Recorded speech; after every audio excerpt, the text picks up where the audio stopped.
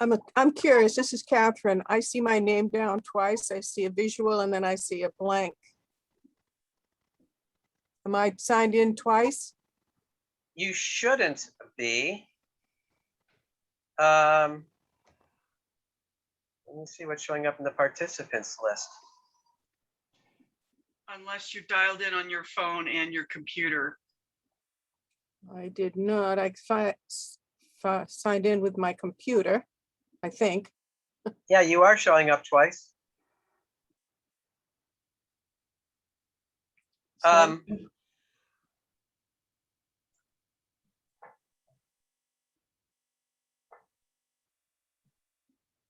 I don't know that we need to fix that now, but we would want you to only vote once.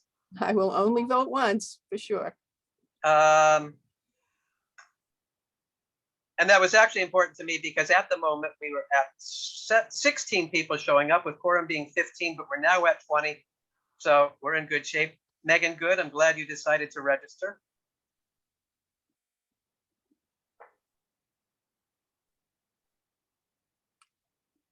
I guess I have some, this is Catherine again. Mm-hmm. I have some questions about how to vote. I get confused. Okay, well, we will work through that when we get there. Okay.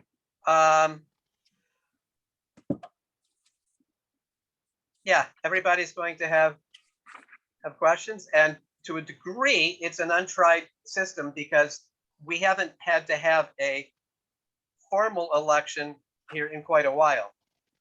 But we'll see how things work out when we get to that part of the agenda. And I'll probably turn it over to Bill Berthasell, who is really the brains behind this operation and does much of what really needs to get done.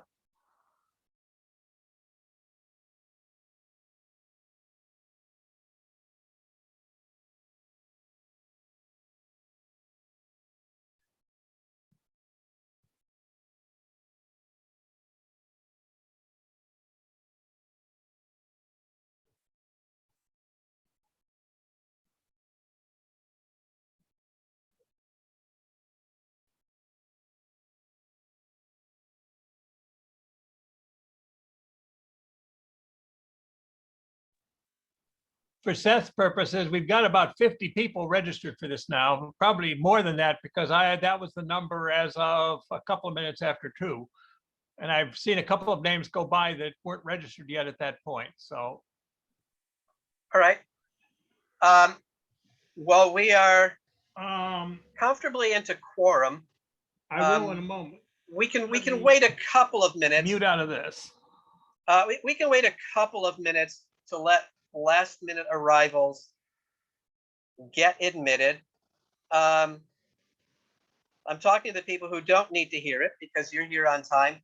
It's very helpful if people register in advance so we can make sure that you are voting members or not, and then that you try to connect before the starting time of the meeting so that we can let you in time for the meeting to start on time.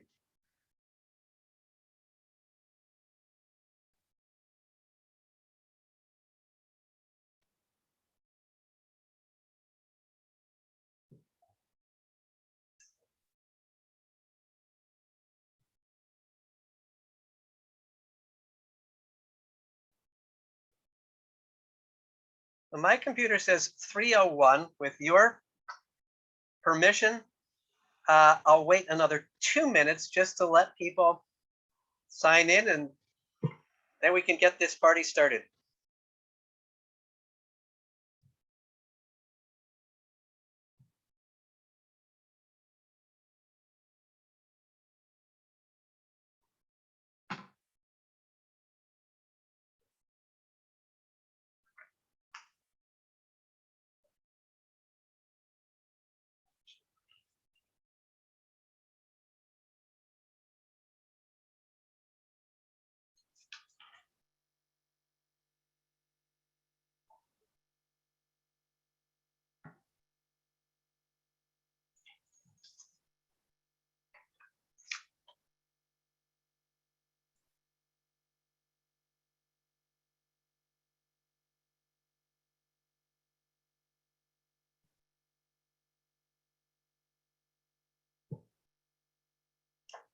Harlan is greeting us from Salem, but he lives in Portland. He just happens to doing some business out of state. But he is a full-fledged member of the Cumberland County Democratic Committee.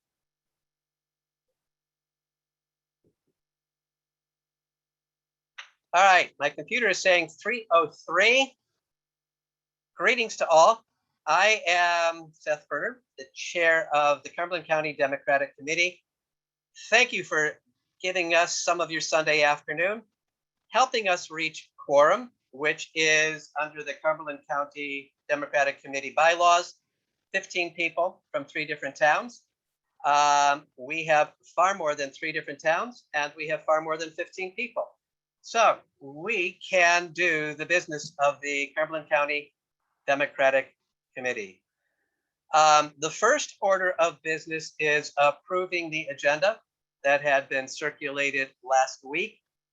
This is a somewhat unusual meeting in that we have 3 very specific pieces of business that have to be conducted today. And we don't have a lot of flexibility about doing those 3 things. So we have, in reality, a very limited ability to amend our agenda. Particularly, we have a limited ability to add items to the agenda. Our plan is to meet again in October. And so many of the types of things that we normally do at a membership meeting that we can't plan on being able to do today, we will do within a month. Having said that, Move to approve the agenda. okay, I have a motion. Is there a second? Second. All right, I see a couple of hands. Is there any objection to that motion? Seeing none, the agenda is approved. The next order of business is approving the minutes from our last meeting. Those had also been circulated a week ago. They were in the form of a link that you got in an email, and that also showed up in Facebook. Is there any objection to approving the minutes as taken by our secretary, Joseph Zamboni?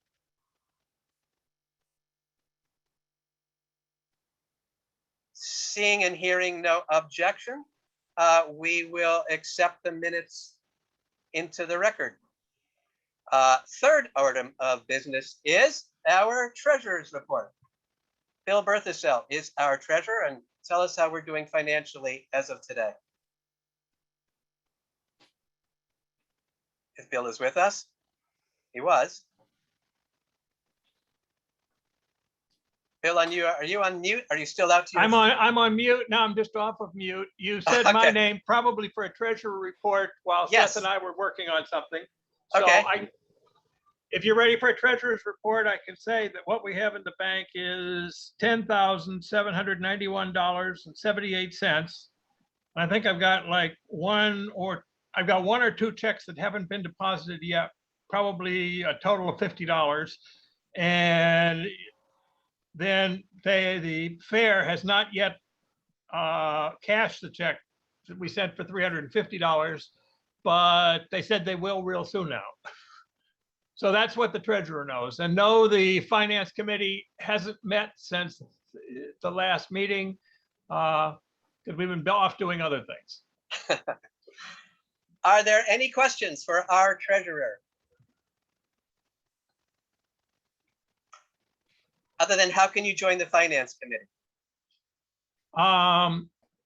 Say that you want to, and it's when we finally get around to trying to have a meeting, which won't be this week, but might be not too long after that, then you would, then we would put you on the list when we send out an invite for the meeting. So if somebody Excellent. wants to, just get them in the minutes of this meeting. Excellent. And we are always looking for people who want to help us with any of our committees, including finance, including fundraising. I see a hand from John Cotton. A question, do you have a sense of how many or what percent of the donors are with Act Blue, the automatic monthly? Bill? Almost all of them are monthly at this point, but not absolutely all of them. I got something beeping furiously in the background. I'm not sure what it is. I think all of what's currently coming in, or almost all of what's currently coming in, are monthly, because I recognize the amounts in the reports. But I haven't actually sat down and tried to pull up statistics on it recently. Thank you. Bill, do you have a sense of how many people are making monthly donations and what those add up to?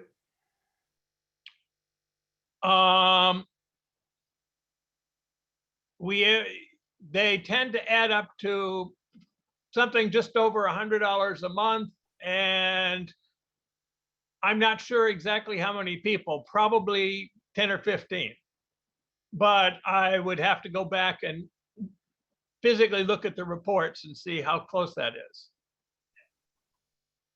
But Act Blue is a way that people can sign up to make monthly contributions. There's no amount that's too small. There may be amounts that are too large, but if you think that you have the ability to contribute more than we can take through Act Blue, please talk to us, and we'll make sure that we can make this work within our financial filing responsibilities. Actually, we're using Act Blue. I consider it unlikely that there is an amount larger than we can accept. Okay. Because some of the senatorial campaigns and so forth were also using Act Blue, and they were taking much larger donations than we ever worry about. But if you want to help and you're in a fairly normal situation and don't have a lot of free money, we will take $1 a month as a sign of your being a serious member of this organization, and will not in any way complain that that's not enough. So I know we have a couple of $2 a month. I don't know if we have any ones right at the moment. I know we have a couple of 2s and a 3. All right. Are there any other questions for our treasurer, Bill Berthasell? I have a question. Okay. Tell us a little bit about the check that you're sending to Cumberland Fairgrounds. Is that dependent on our being there or not? And I know this will come up in another discussion, but I'm just wondering, what the terms of that were. Well, they already have our check. It had already been approved to participate in the fair. They haven't cashed it yet for their own reasons. Unless they cancel the fair, we are not going to get a refund. So in the discussion that we are going to be having as the third formal part of this meeting, we will be discussing what risks the CCDC and our volunteers are willing to take, and whether we think it is better to essentially lose that $350 by having given it to the fair and not following through on a booth, or whether there is a way that we can continue to have a presence at the fair. But that will be, what we can tell you is that the check has already been sent to the fair. Whether we get our money's worth or not will be coming up later in this meeting. Does that answer your question? Yeah. The contract was signed and the check was sent early in July. There are long lead times on some of this stuff. And early in July, it didn't sound like there was a huge risk of not appearing at the fair.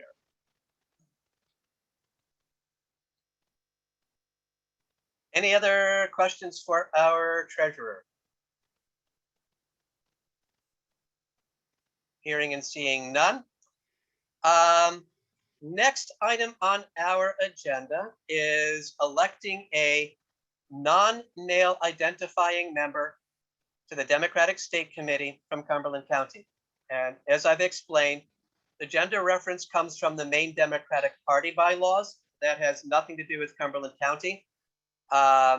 Maine Democratic Party looks at gender distribution in its state committee, and at least at this point has a somewhat binary view of gender.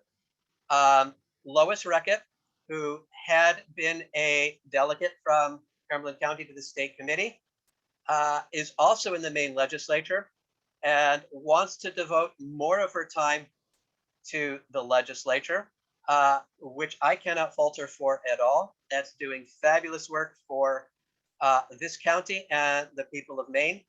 But she resigned her position on the state committee.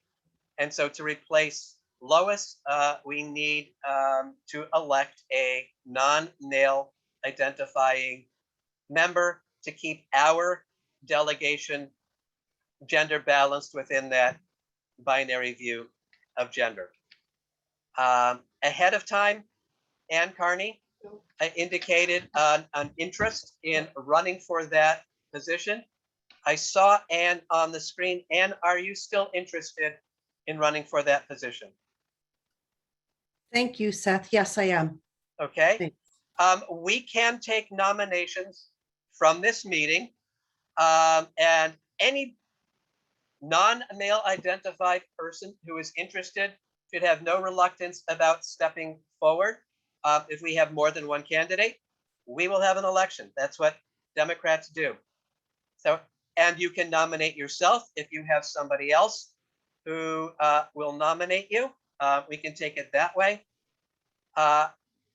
Is there any other nomination for the open position on the Democratic State Committee from Cumberland County? Seth, I would like to nominate Ann so that we Okay. can make sure that she's our, a candidate. Okay, is there a second? Thank you. I see seconds from Rachel and from John, and the nomination came from Rachel Hendrickson, if I recognize that voice. So that makes Ann's position as a candidate official. Is there anyone else who would like to nominate themselves or someone else for the open position on the Democratic State Committee? If I don't see a hand, feel free to speak up.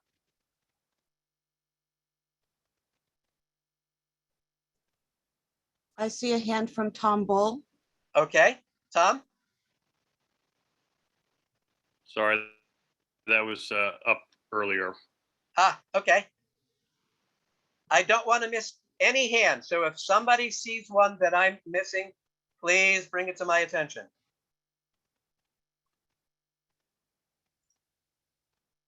Then hearing or seeing none, is there any opposition to asking our secretary to cast one vote for Ann Carney as the Cumberland County delegate to the Democratic State Committee? Karen, do you have a new nomination, or are you, what is your hand up for? No, I was. Uh-oh, Karen, your voice is breaking up, so I at least couldn't understand you. Oh, Karen, we're losing your voice. It's a very bad audio connection. I see a comment in the chat from Karen Hessel saying Right. that she supports Ann Carney and would have nominated if she had moved fast enough. I had seen that. Okay. So what I was in the process of doing was asking if there is any opposition to our secretary casting one vote for Ann Carney as the delegate from Cumberland County Democratic Committee to the Democratic State Committee. Nomination. Sorry, I was supporting Ann Carney's nomination. Okay. Seeing no opposition, Joe, as secretary, can you record that you're casting one vote? Ann Carney, congratulations. Welcome to the state committee. It is not an overly time-consuming job, but it's an important one. And I look forward to seeing you at the meetings. The next meeting will be on the 26th of this month. It will be by Zoom, Sunday at 1 o'clock. I will notify Maine Democratic Party leadership that you are a new delegate from Cumberland County. We'll get them your contact information. If within a week or so You haven't heard from MVP leadership with information on how to connect to the meeting and the agenda and any other handouts, let me know and I will fix whatever those glitches are. But you're jumping right into the fire because we have a meeting coming up in 2 weeks. So next, or I just wanted to say thank you, everyone, for your support, and I will work really very hard to represent Cumberland County on the State Democratic Committee. And I also will post my phone number and email address in the chat in the event that anybody wants to reach out to me. Thank you. that is great. Nobody had any doubts whatsoever about how wonderfully you're going to represent the county. So welcome. Yes, here's somebody else congratulating you, Ann. So Thank you so much. next item of business is reviewing, discussing, and approving one or more policies concerning the Cumberland County Democratic Committee presence in Facebook. This is a matter that, in a sense, the need for such a policy came up in July when there were some discussions taking place in our public Facebook group that were forcing people, in a sense, to take sides in a way that weren't helpful. I felt that some emergency measures were needed to try to get a handle on that. Within a week, I brought the matter to the Cumberland County Democratic Committee Executive Committee. The committee of 7 people made decisions about temporary procedures for our Facebook presence. At that point, any decisions I had made were replaced by the decisions that the executive committee as a whole made. Those were circulated, they weren't circulated, they were posted in Facebook. The big pieces were that what had been a public Cumberland County Democratic Committee Facebook group, meaning that essentially it wasn't supposed to work this way, but essentially anyone who wanted to was being allowed to join, and anyone who wanted to was being allowed to post in Facebook and comment within Facebook. That was changed from a public group to a private group, meaning only those who were at that time members of the Cumberland County Democratic Committee Facebook group would be allowed to participate in Facebook. And let me give one more explanation. The Cumberland County Democratic Committee Facebook group is not the same as the Cumberland County Democratic Committee. The Cumberland County Democratic Committee is those people who have been formally, though I shouldn't say those people, but those Democrats registered in Cumberland County who have been made formal members of the Cumberland County Democratic Committee. As it had been operating for quite some time, the ability to join the Cumberland County Democratic Committee Facebook group was open to a considerably wider membership than the Cumberland County Democratic Committee. That has not been changed yet, but that group has been made private so that no additional members of the Facebook group would be taken in.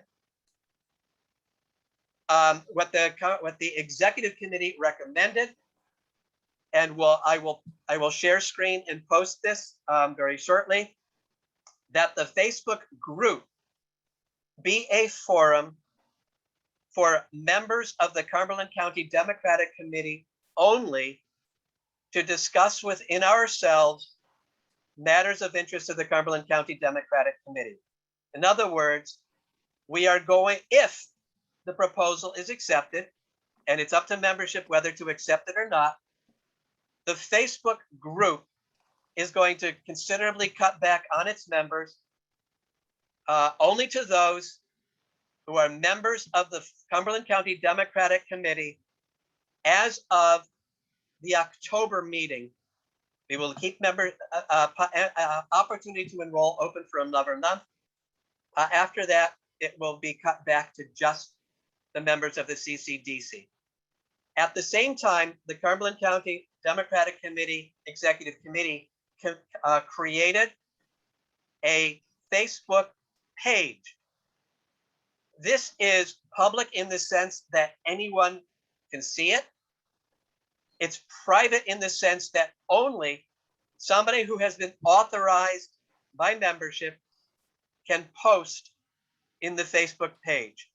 This is where official announcements will be available to the public. By making the Facebook page visible to everyone, essentially everyone on the planet, people can know when our meetings are, when opportunities to help candidates are, other similar official business as approved by membership or the executive committee will get posted to the Facebook page, and those can be seen by anyone who is a member of Facebook. So without changing who is members, what we have as of today is a Facebook group, and only members of the Facebook group can see what's taking place in the Facebook group. We have a Facebook page. The whole world can, or anyone who is a member of Facebook can see what is on that Facebook page, but only an authorized person or persons can post in the Facebook page. That provides some background. With that, let me see if I can share my screen so that everybody can see the proposal that was circulated last week.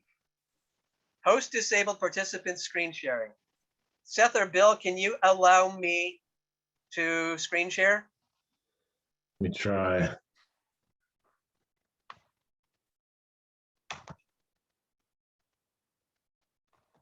Bill, are you able to do that? If I can't do that, let's see, share screen, hold on.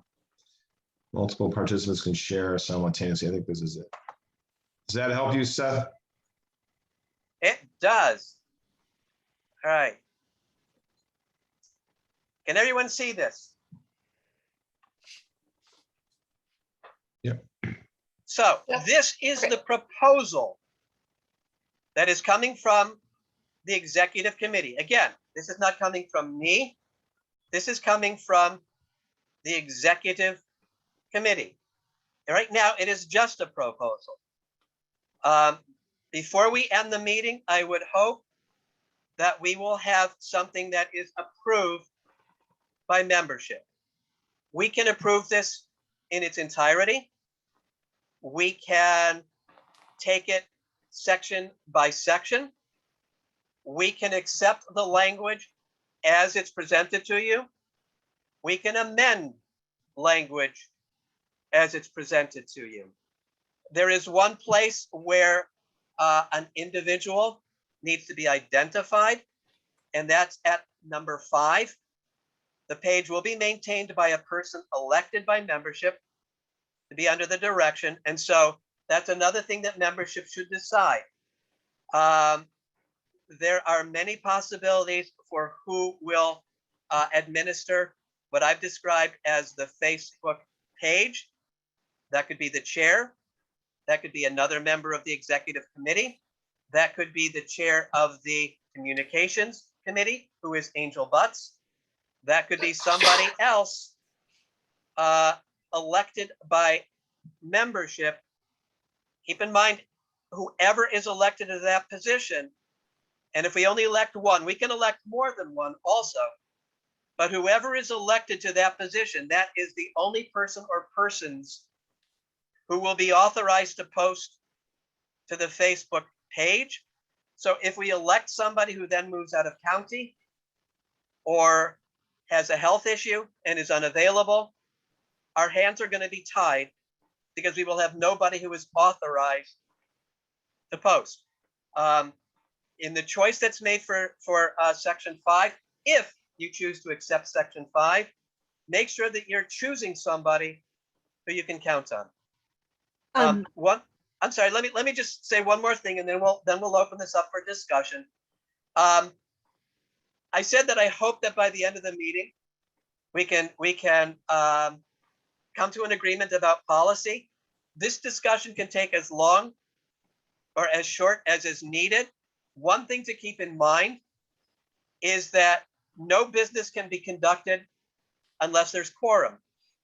And if this organization loses quorum, there will be no vote that is possible. And the decisions that were made by the executive committee will remain in place until such time as membership at a meeting with sufficient quorum can make decisions. It looks like there is one more preliminary that needs to be addressed. This is a policy for Cumberland County Democratic Committee. Whether somebody who is not a part of this committee can participate in a discussion, I would leave up to membership. This membership cannot authorize somebody who is not a member to vote. So that will not be an option. Before we begin discussing the proposal and the policy, is there a feeling within the membership as to who should be permitted to participate in the discussion?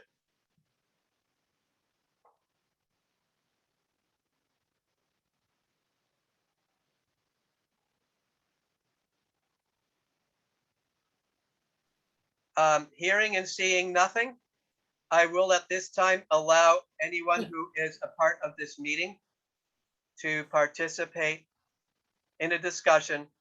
I see Eli's hand up. Do you have something to say about who should be permitted to participate, Eli? No, I have a question for after that. Okay. Seth, do you see the hand from Sarah Gormity? Right. Well, Sarah is one of the people that I'm asking this to be. Sarah is not presently a member of the Cumberland County Democratic Committee. And so I'm trying to get a sense of whether membership would like to hear from Sarah or not. Dick, is that your hand that I see? Yes, indeed. Had a question, a comment from my wife was, should we be including members of the state level in order to improve communication? State officers. State officers. Well, I'm not sure what you're asking about. This is a meeting of the Cumberland County Democratic Committee. State officers, I think, have been given notice of this meeting. They would have been allowed to observe the meeting. We certainly have never. Facebook. No, I'm sorry. Yeah, let my wife talk. Well, if this is a question about who should be permitted to participate in Facebook, we haven't gotten to that point yet. Right now, what we're dealing with is who should be permitted to participate in a discussion about what our policy should be. Then I will take a step back. Okay. Well, having heard no. This is Joe. I'm sorry. Rachel Hendrickson has her hand up. Rachel has got her hand up. Okay. Because I've got my screen in share screen, I can't see everybody whose hand is up. So please let me know if I miss you. Rachel. Yeah, thank you. This meeting was advertised as a meeting of the members, period. So I would suggest that this is an opportunity only for the members to speak. I would also, just in response to a question that Dick asked, if there is a member of the officials, I will call it that, of the Maine Democratic Party who lives in Cumberland County, that person is an ex officio member of this committee. So as an ex officio member, presumably they would be able to speak. I would suggest that we hold this meeting, that we keep this meeting and this discussion to those people who have a dog in the hunt and who can vote. Are you suggesting that in the form of a motion? Yes, I'm suggesting that the meeting discussion be limited to those people who are members of the Cumberland County Democratic Committee. Is there a second? Second. Second. Okay. Is there any discussion of that motion? I saw Damon's hand up. Damon, do you want to speak? And I see, Bill, I see your hand waving around. I saw Damon's hand first. Damon, is there something that you wanted to say on the issue of who should be permitted to participate? I agree with Rachel. I was. Okay. Bill, I saw your thank you. hand waving, and Rachel Talbot Ross, I see your hand up Okay. as well. Bill? I agree with Rachel's motion.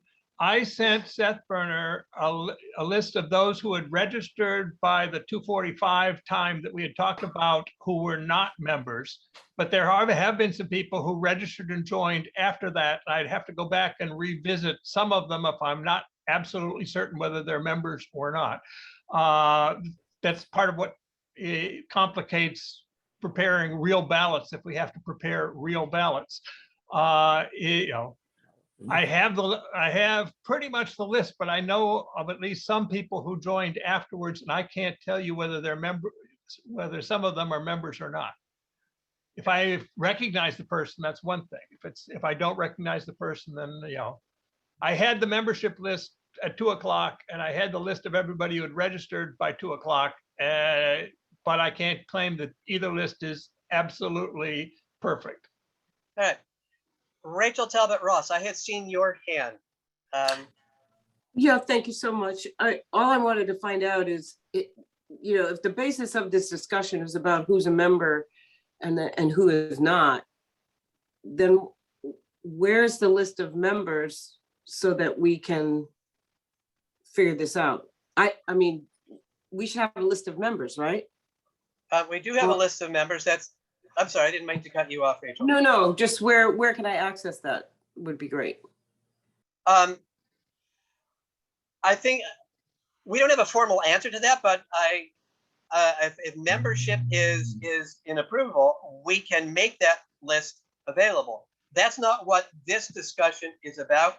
There is a formal list of who is a member and who isn't. And the question is, should people who are not members of the Cumberland County Democratic Committee be permitted to participate in a discussion about the Cumberland County Democratic Committee Facebook presence? So Rachel, you're asking an excellent question. That's not the question that's before the membership at this time. Okay. And we will get an answer to you. And I expect that answer is going to be in the form of making the membership list public, because I think that that kind of transparency is important. Thanks. Eli, I see your hand up. Is that again or still? And Bill, yes, I see your hand. It's still. Okay. I'm waiting for the next topic. Okay. Bill, do you have something, you have a comment on who should be permitted, members or non-members as well? There are two comments, actually. The first is, if you received an email telling you were a member on Tuesday, you're a member. If you can't otherwise remember and you didn't receive one on Tuesday, you're not a member, because that one only went to members, or only went to those who were on the list of members as of Tuesday. We need to clean up the list a little bit and take off, there are comments, there are phone numbers that, it takes a little, if you said, can you share the list on the screen right now, there would be privacy concerns. That doesn't mean it's not a bad idea to do it, but somebody needs to do that before we actually put the list up someplace. So sorry. That's why it isn't in a public place like the website at the moment. So Sarah, there are different sources of emails that have gone out. There is a MailChimp list that has some 900 names on it. And getting a mail through MailChimp does not in any way mean that somebody is a member of the Cumberland County Democratic Committee. Bill sent out an email that was supposed to go only to members of the Cumberland County Democratic Committee. As of now, Sarah, you are not a member of the Cumberland County Democratic Committee. Whatever emails you may or may not have gotten, you are not a member of the Cumberland County Democratic Committee, and I don't believe that you are eligible to join. So that's not a question for today. We're still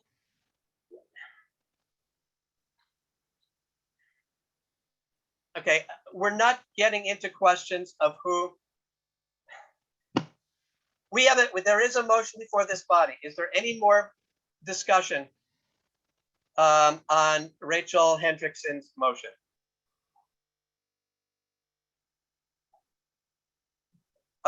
Then I would ask Sarah, I'm not making membership decisions for this committee. Membership is making decisions. Sarah, you are right now here as a guest. If you can continue to contribute as a guest, we'll allow you to stay. Right now, you have no other standing beyond being a guest. There is a motion before this body.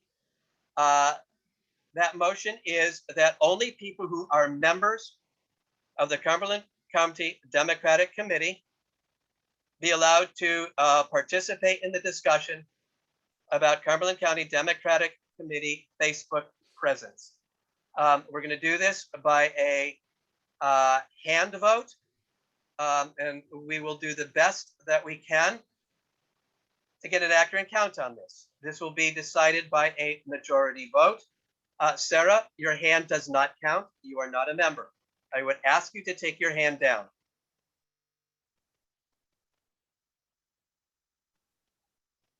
Sarah, I'm going to ask you to take your hand down. Thank you. All those in favor of the motion that's before this body, which is that only CCDC members can participate in the discussion, please raise your hand. And only members of the CCDC are allowed to vote at this stage. Beth, do you want us to raise our hands in person, or do you want us to raise our hands on our little icon thing there? If you can, the icons make it a little easier to see. If you don't have an icon or you're on a phone or something like that, speak up. We're going to ask you at this point not to vote twice. But if I'm going to count, if somebody else could count, there are 39 participants, of which I believe 35 are members. 18 would be a majority, but let's make sure. In fact, I think you can all, by looking at participants, count the votes yourself. 1, 2, 3, 4, 5, 6, 7, 8, 9, 10, 11, 12. Seth, I'm trying to vote yes. I think I took my hand off accidentally, so I hope that's being included as a vote. Okay. All those who are opposed to the motion that's before this, okay, so everybody please take your hands down.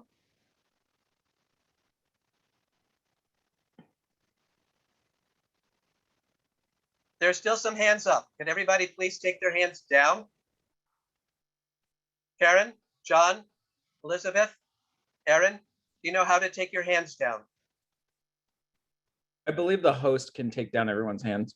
Okay. Okay. In theory, right?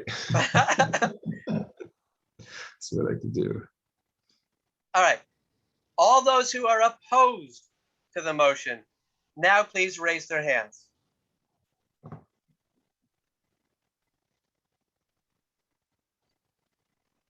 And you are not, well, actually, having just been voted into the state committee, you are a member of this organization as of a couple minutes ago. I see 3 votes opposed. The motion carries by a very clear majority. We can now discuss the Cumberland County Democratic Committee. Rosa, is your hand still up as a vote? Or do you have a question or a comment about what has just happened? Okay, Rosa, I registered your vote as opposed to the motion. Okay, we are now ready to begin discussion about a Cumberland County Democratic Committee Facebook presence, and that discussion is going to be limited only to those who are, as of today, members of the Cumberland County Democratic Committee. That includes people who were, just to be clear, people who were elected at the caucus in their town in 2020, those who have been voted into this organization at meetings of the CCDC since then, and those who hold office within the main Democratic Party who live in Cumberland County. So that, for instance, includes Rachel Talbot Ross, who is a representative to the Democratic National Committee. That includes Ann Carney, who hadn't been a member coming into today, but having been elected to the state committee, is a member now, an ex officio member of the Democratic State Committee. I don't know that Drew Gattin is on this Zoom meeting. If he were, he would be a member of this organization as an MDP official who lives in Cumberland County. So we have some idea who is members. I mean, just by looking at names and faces, we would ask those who know that they are not members to not participate. If I have to, I can look up a membership list. I'd rather not. But at this point, I would open discussion to members about the proposed policy. Eli, you've been very patient. I see your hand. I'm nothing if not patient, Seth.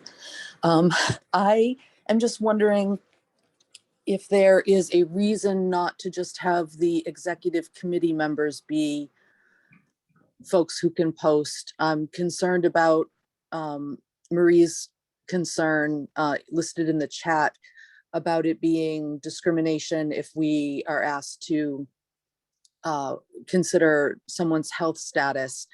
And it seems like if we had people we've already elected, that those people are people that the group theoretically trusts. Is there a reason not to do that? First of all, I hadn't seen Marie's comment in chat, so I don't. I'm trying to find it now. I don't know what it says. I did not mean any comment about whether somebody who has any kind of disability is fit to serve. What I was commenting on is if somebody is for any period of time unable to serve, and that we only have one person in that position, the reality is that we're not going to be able to post. In answer to your question, Eli, this membership group can elect whoever it wants to be authorized to post in the Facebook page. Anyone who's a member of CCDC, if the proposal is accepted, anyone who is a member of the CCDC can post and participate in the Facebook group. What's before this body is who should be allowed to essentially administer the Facebook page. This body can elect one person. This body can elect 5 people. This body can say, anybody who is a member and elect all 200 to it.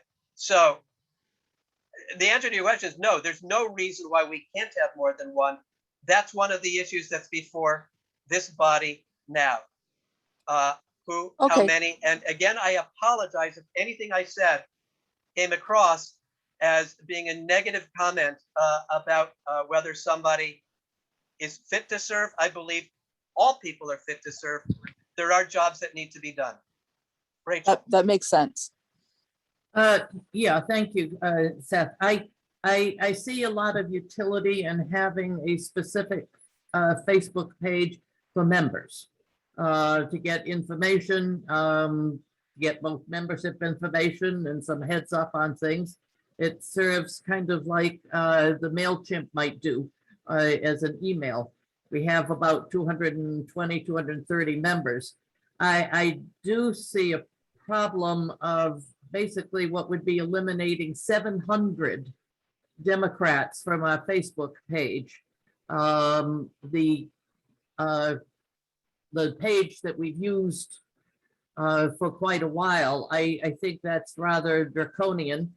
I think perhaps a way to manage it is to have some clear guidelines on that page in a way that allows people, Democrats, to express themselves, but within some guidelines that recognize that there are a large number of people on, there are varied opinions, and it should be a place for opinions, but not fights. And I think it's possible to do that, but that page has been a way to grow the party and to grow volunteers, to get people interested, to get information from campaigns out to a larger group of people. And I think we're shooting ourselves in the foot if we purge that list. Right, Christina. I hear you, Rachel, and I agree to an extent. I just feel that we need to be very mindful that Facebook has not been a friend, is not our friend. I find that a lot of millennials are not on Facebook anymore.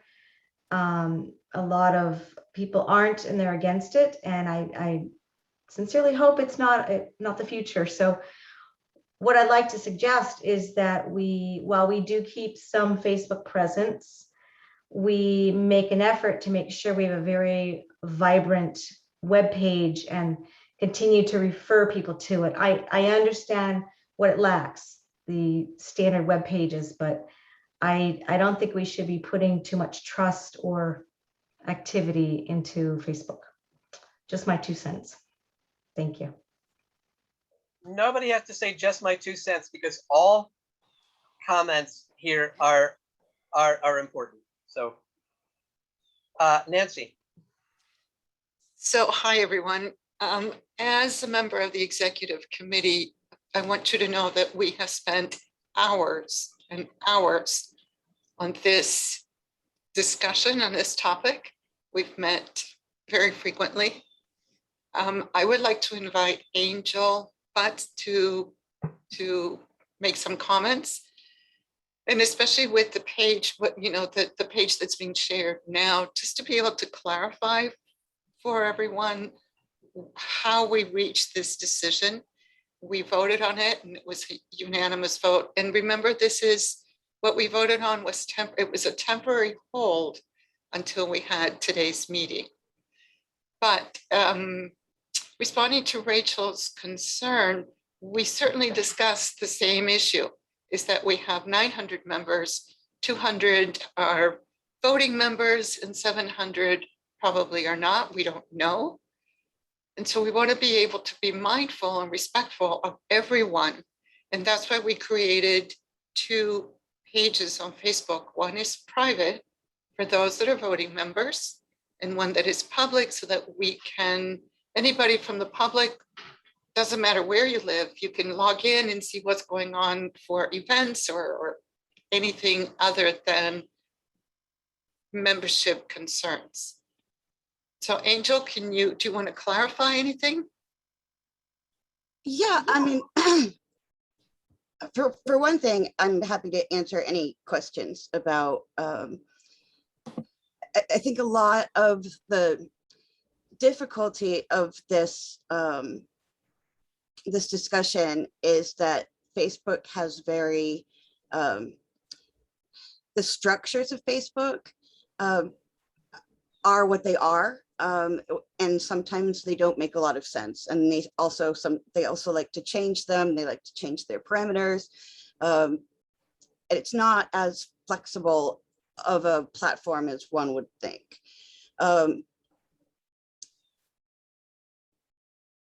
So that's the first thing I'll put out. The second thing is I want to respond actually to Rachel's concern, because I actually think she makes a very good point here. And I think she's talking about the value of the existing group as a democratic discussion platform, separate from the CCDC itself, right? So she's saying that, like, here's a place where, you know, 900 Democrats ostensibly from Maine are talking to each other, and it would be a shame to see that dismantled.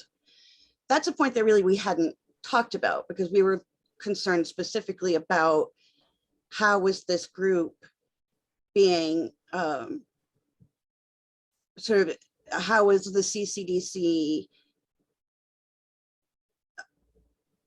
was the CCDC actually like being served by this group, or was it detracting from the CCDC, right?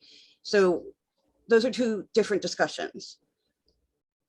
And so one of the possibilities that we hadn't really thought about would be to keep the current group as it is. It can't go back to being public because Facebook doesn't allow that change. Once a group goes from public to private, can't make it private to public again, which is annoying, but that's the way it is. But we could keep it at its current membership, and we could make it a no longer CCDC branded Facebook group. We could just sort of host it, and this is a democratic discussion platform for Maine Democrats. And we could open a separate group and invite CCDC members only to join this private CCDC discussion only group. So which is where we could take our internal affairs. You know, I think the biggest concern was, do we want our internal affairs to be, or should our internal affairs be open to the world's consumption? And I think the executive committee felt that they should not, you know, that the internal discussion of CCDC business was the business of CCDC membership and CCDC membership only. So that was the impetus for making that group a membership only group. But we could construct a new membership only group for those reasons. But if we left the membership, the group that we have now intact, I would argue for removing any CCDC references from that group and just making it a general democratic group.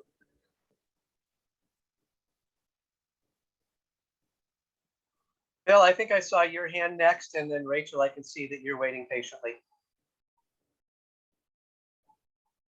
You know, get rid of the hand first.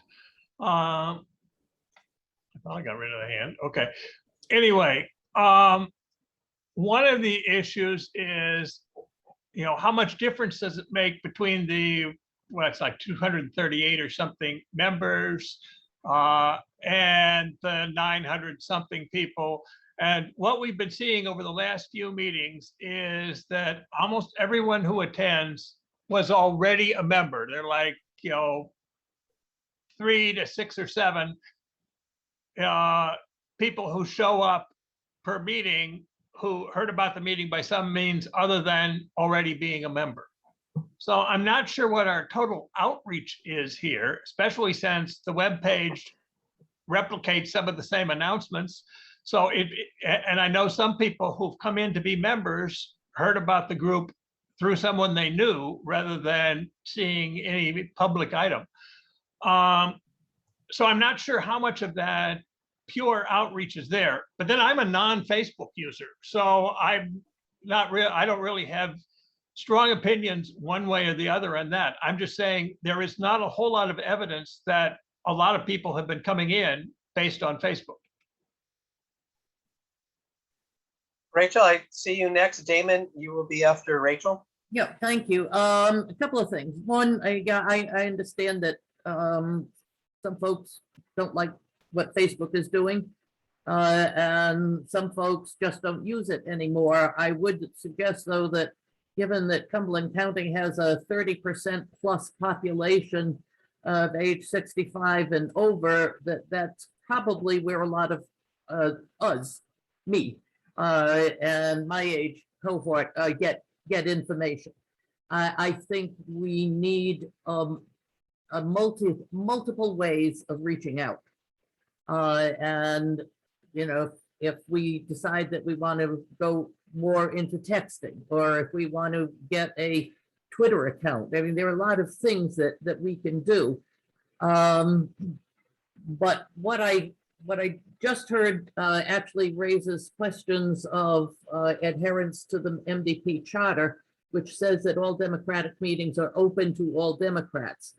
As soon as we start to see that the proposed new CCDC page open to membership only becoming a forum and a discussion, are we holding actually meetings at that point that should be open to the public? I think that's a separate issue that really needs to be taken a look at. Then the other thing is that the membership of the group, the current CCDC Facebook page, kind of depends on what time in the campaign cycle we're in. What we see is people coming in or looking at it much more as campaigns heat up. I would hate to cut off a way to bring new people in to at least inform them about what's going on as we go into the gubernatorial election. That it would be actually have an impact on local elections and statewide elections. I have a great difficulty in all of a sudden saying, well, yes, we're all Democrats, but now we're only going to let these Democrats in, when our charter says basically, come on in, it's a big tent. We might not get more people coming from the current CCDC page, might not get them coming to meetings. We might get them voting. We might get them participating in local meetings. It is a wonderful way to continue to reach out to people and say, this is who we are and this is what we're doing. I don't expect new people necessarily to come and say, I want to be a member of CCDC. But I do suspect people go from our page to a campaign page and say, hi, you're running for the town council in my town, love to help. So I think becoming exclusive with our current page is not a way to go. People have been able to participate and people have been able to post on it. And yeah, I've managed it for 8 years. And yes, there were times when I had to have background discussions with folks about what really was the purpose of the page and what the protocol should be. But in the long run, with a couple of exceptions over 8 years, things have worked out and we've been able to maintain both discussion and to bring new people into the fold. So again, I really oppose eliminating the current page from anything other than what it is, which is open, allowing people to post.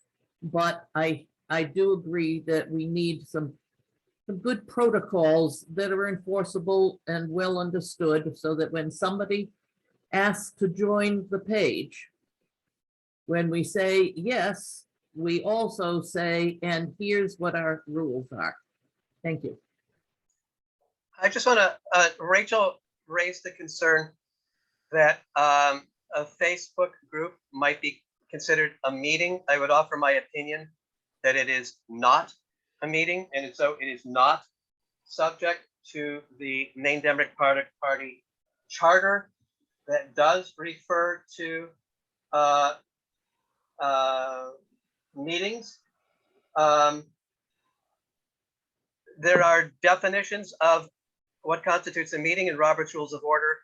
And in my opinion, what takes place in Facebook does not meet that definition. But that is a question that this membership can decide.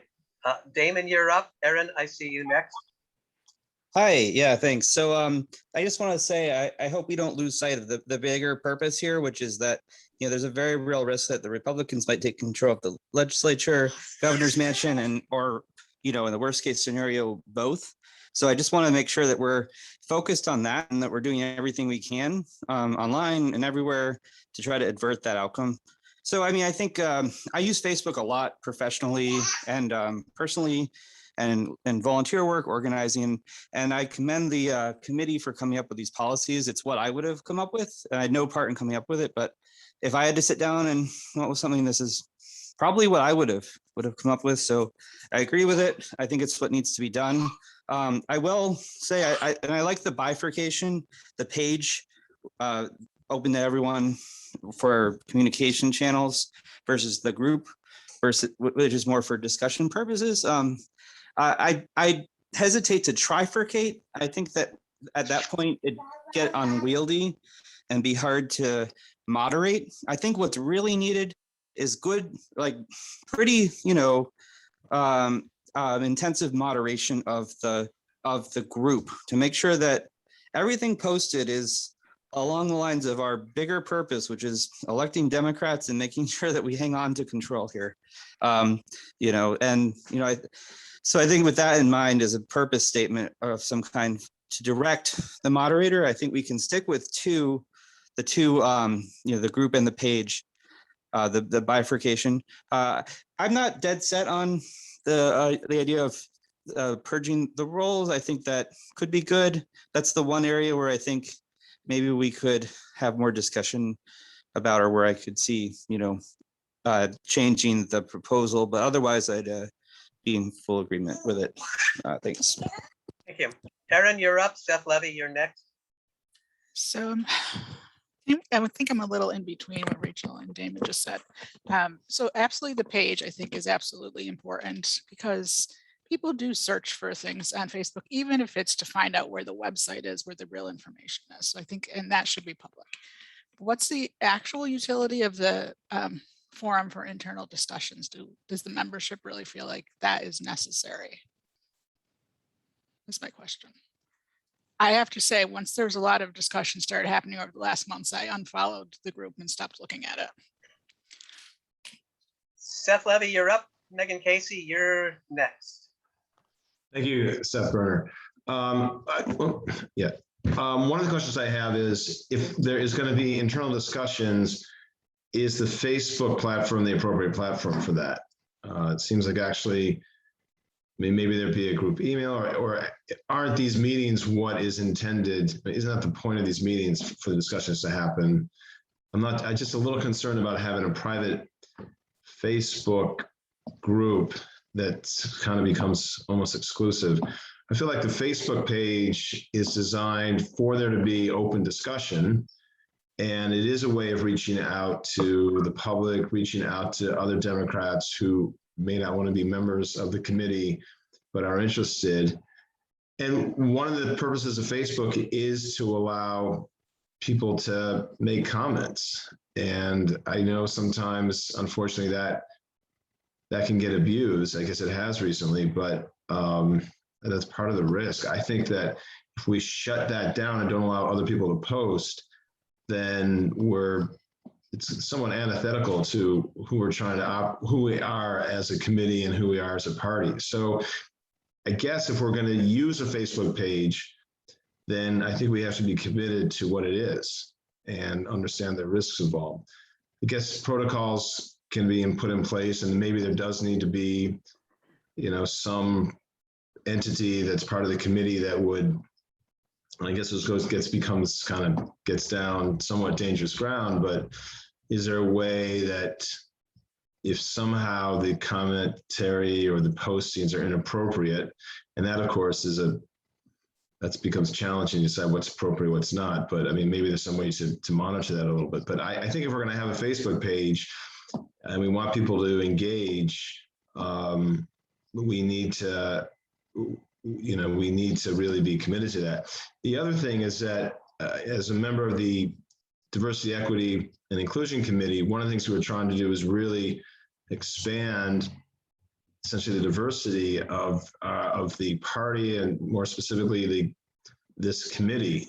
And the Facebook page is only one platform, but it is one way to do that. And if it's seen as somehow not accessible, individuals that we are hoping to become involved with may get discouraged by that. So I appreciate what the committee has done to outline a new approach, and I'm not necessarily dead set against it, but it does make me concerned that we're maybe becoming overly protective and not using a platform for what it's intended to be.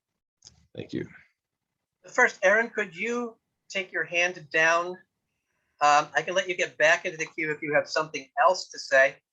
And Seth. No, I just didn't realize it was up. So. Okay, Seth, if you could take your hand down, because I have a limited, with my screen sharing, I have a limited ability to see whose hands are up. I just want to clear up one, Megan, you're next, just 1 second. I just want to clear up something that I think Seth may have been confused about. He said that the Facebook page is a place for Democrats to have a conversation. In fact, as it currently exists and as it's being proposed, no conversation can take place on the Facebook page. That is simply for announcements. And it's one directional. It's coming from whoever is authorized to post. Nobody else can post. That's not exactly true. I mean, in terms of posting. I'm sorry, who is commenting? This is me, Angel. Okay, I can't see. Sorry, I just wanted to clarify one point in there, which is that only the authorized person could generate a fresh post, but anybody can comment on those posts. Ah, so that's something even I hadn't understood. There is a way, you know, discussion can happen. But okay, then even I had not understood that was how our Facebook page is operating, or it's being proposed to operate. Megan. Yeah, thanks, Seth. Couple things. I agree with basically with Rachel. We should not, I do not want to reduce the number of people who have access to reading our stuff, especially going into what I agree with Damon, a crucial election year. Our priority needs to be, you know, electing Democrats for this next year, our priority needs to be electing Democrats. But I do have a few things to say about it. I moderate our Facebook page for our local municipal committee in Yarmouth. We have more than one moderator, there's 3 of us, and we at times have set it so that we can see posts before they're posted. So I guess that in that case, only the 3 of us post, although they come from various people. We just have to, I guess we approve them before they're posted. We have been bombed by a couple times by a right-wing group that tries to post very negative things about all sorts of people. And so we've quickly prevented those from coming up. So there's that concern. So I think whoever said it, intensive moderation might be the answer here. If every post for the page, that is, has to go through a moderator before it's posted, that would be one solution. Anyway, that's one idea. The other thing I wanted to do was respond to what Seth Levy said about discussion. Discussion is great It is certainly interesting. It does bring people to a page. People tend to want to read discussions, and sometimes sadly, the more rancorous they become, the more people want to read them. So it does draw in interest. I'm not sure it is the best representation of us, though. In terms of people who might be just moving to the area or just deciding to get engaged in politics for the first time, goes to the page and sees lengthy, rancorous, critical discussion of each other on our page, they might say, that doesn't, I'm not sure these people are going to elect a lot of people. I think they're just going to fight with each other. I'm going to go find a different group to join. Not that they would leave the party, but they might find a different group. So I think we have to be careful about what our public presence is as a public group. So I like the bifurcated, I guess, the group, which is private and discussions can be there, and the page, which is public and moderated, but people can post there if they go through one of the moderators. I would say that would be a solution there. I also would like, even in the group, to have some sort of limits. I mean, conversation is great, but hurtful public conversation, whether it's about someone who's a leader of our group or someone who's a member of our group or someone who's not a member of our group, is not helpful to the discussion or our group or anything else. And that was what was happening. And I do not think that was positive. So that's my statements. And Megan, if you could take your hand down so that the queue moves up. Bill and Barry, I see your hand next. The web page actually does have the feature of approval of comments, although we haven't encouraged any conversations there, so it hasn't been used much, but it does have that feature. But I also want to point out, and it was a long time ago, but the reason we ended up with something in our bylaws that didn't allow anybody who came to a meeting to vote is the meeting when a bunch of Republicans showed up. And while they didn't vote, they sat there carefully listening and making notes of who said what. And we decided that maybe we wanted to discourage that in the future. So we can't necessarily assume that the Republicans will happily ignore a public page, because our history would say not necessarily. Barry Powers. Yeah, Bill and Megan's comments, great, and agree with almost everything that you guys said. One thing I don't agree with, though, is that Facebook is dead or not being used by many people any longer.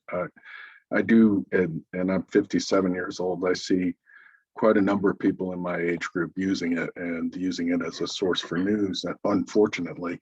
And if we're not careful, what we can find is messaging for what we want to get accomplished can get away from us if we're not actively participating. So rather than withdraw, I would rather see us be more proactive in our use of Facebook, use of social media in general.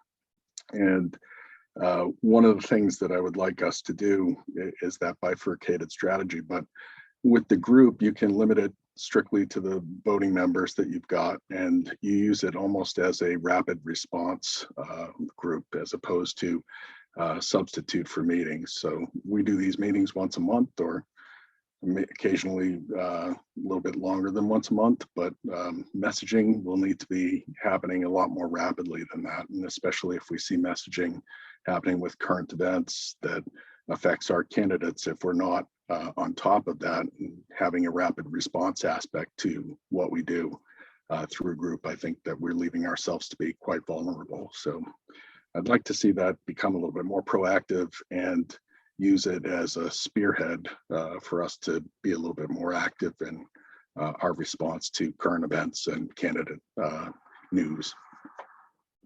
Very good. I don't see any hands right now. Dick Farnsworth, you had wanted to make a comment earlier, and I told you that wasn't the time. Do you still have a question or a comment, Dick? Take me off the list. Okay.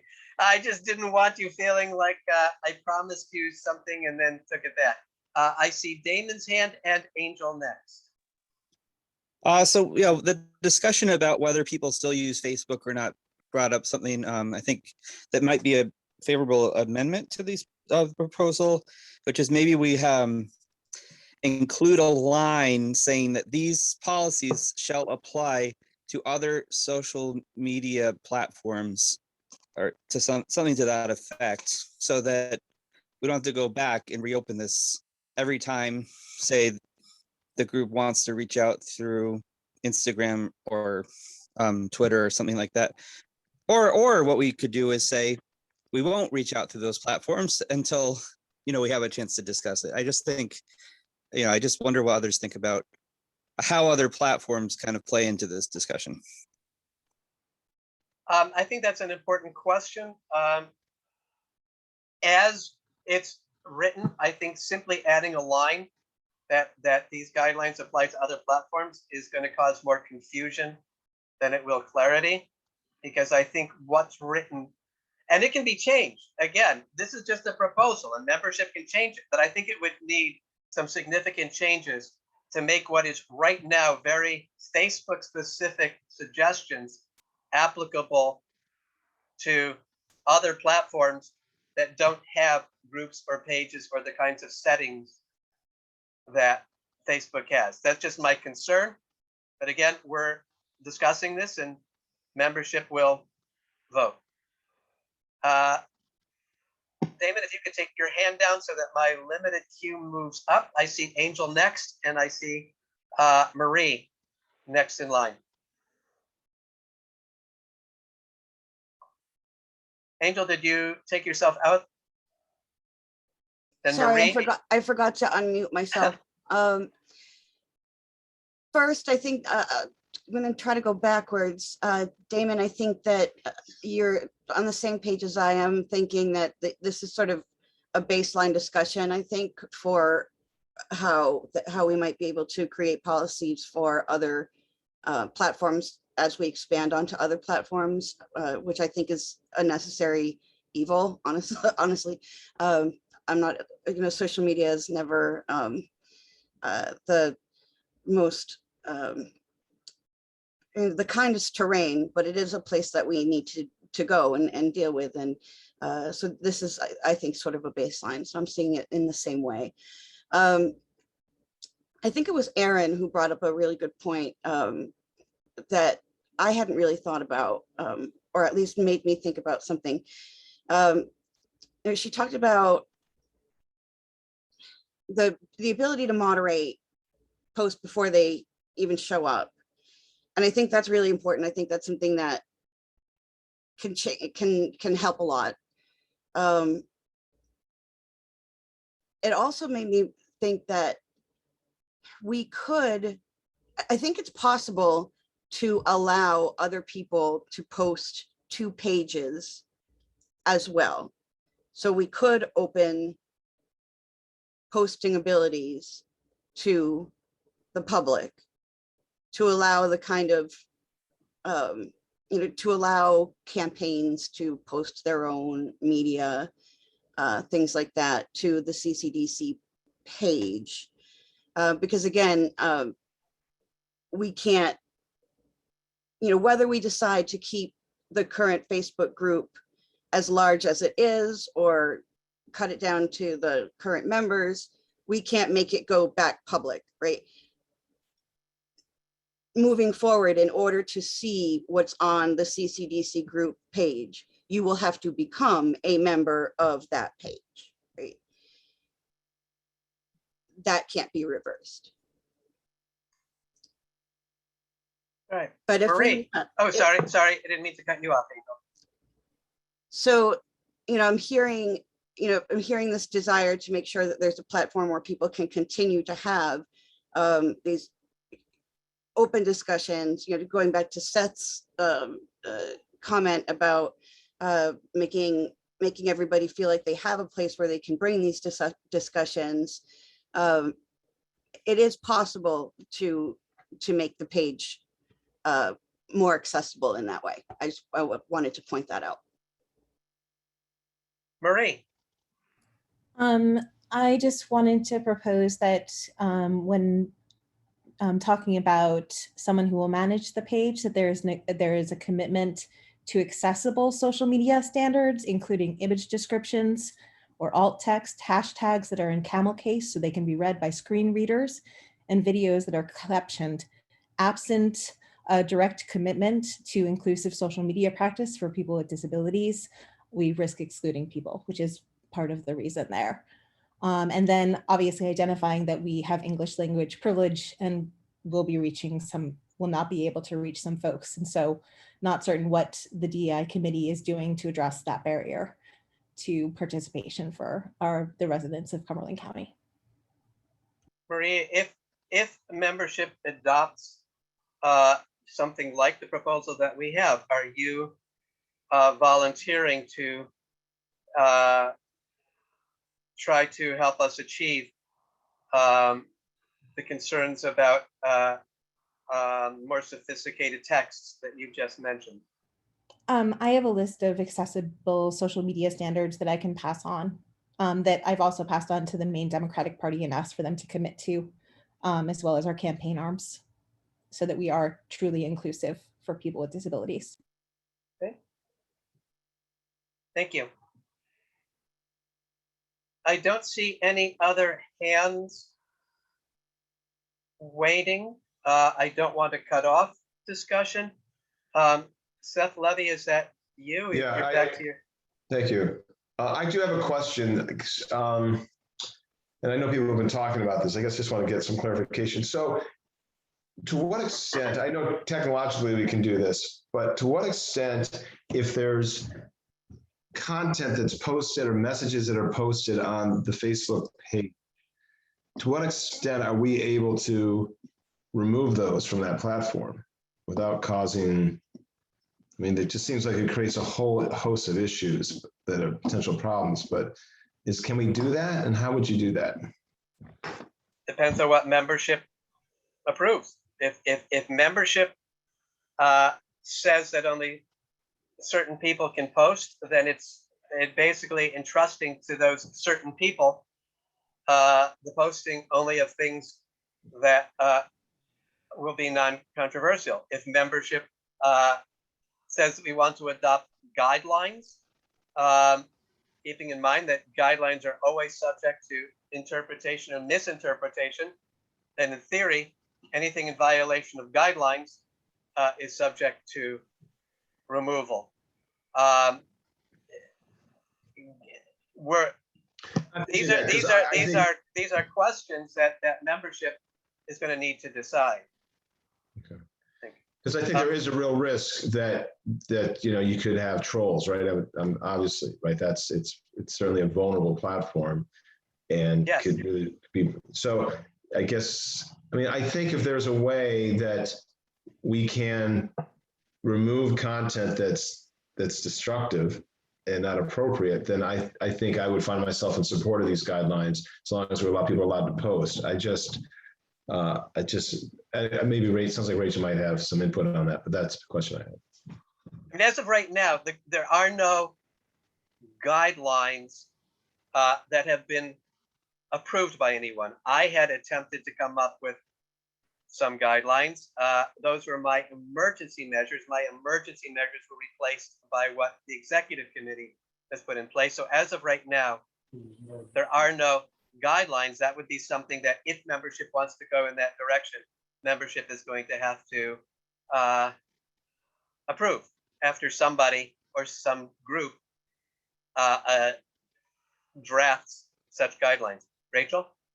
Yeah, Seth, I got to disagree with you because I sent you the protocols that we've used for the past 8 years.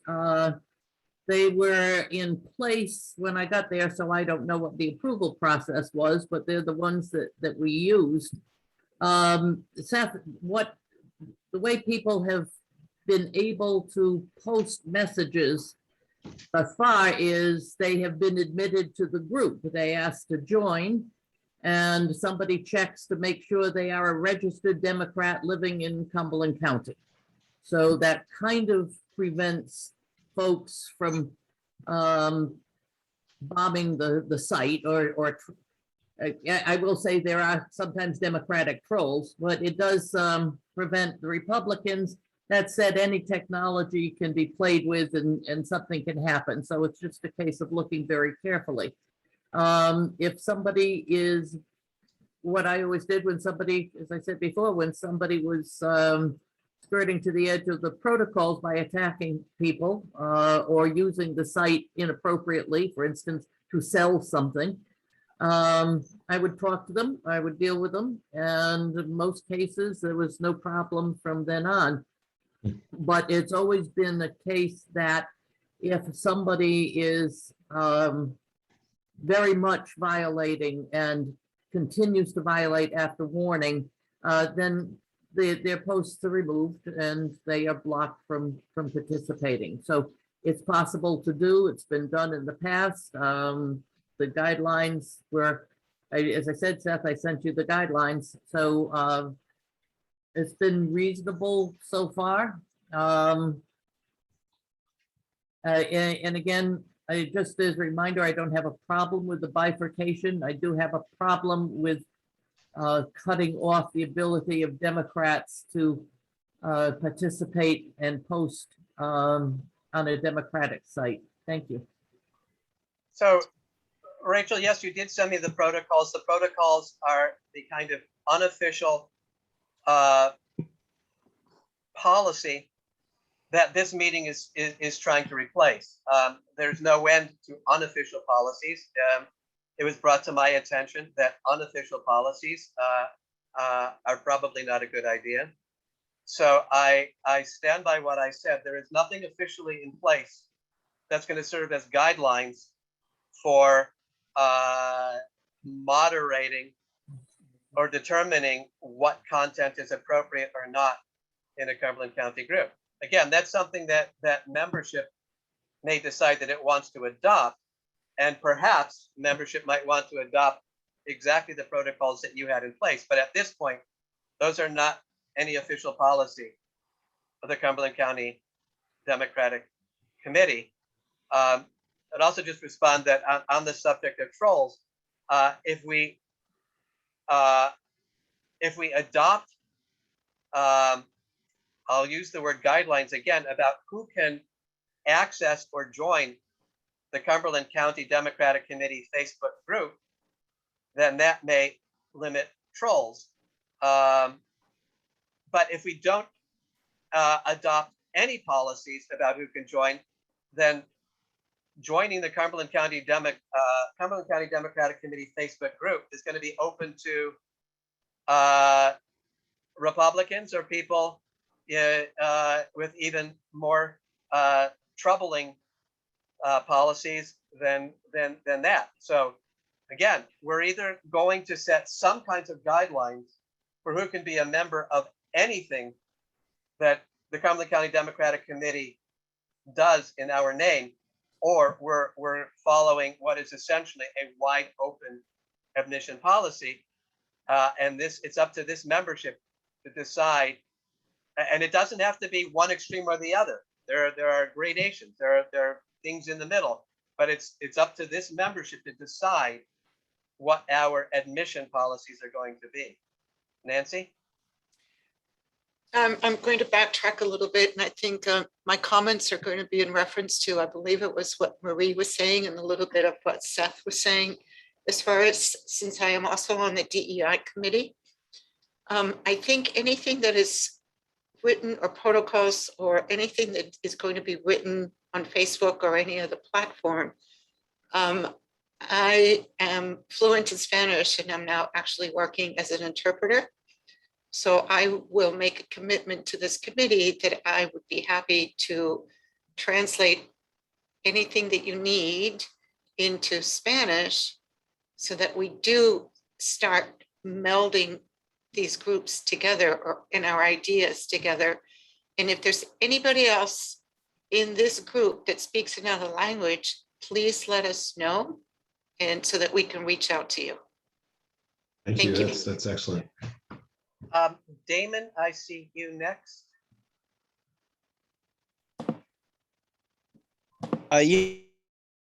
Yeah, thanks.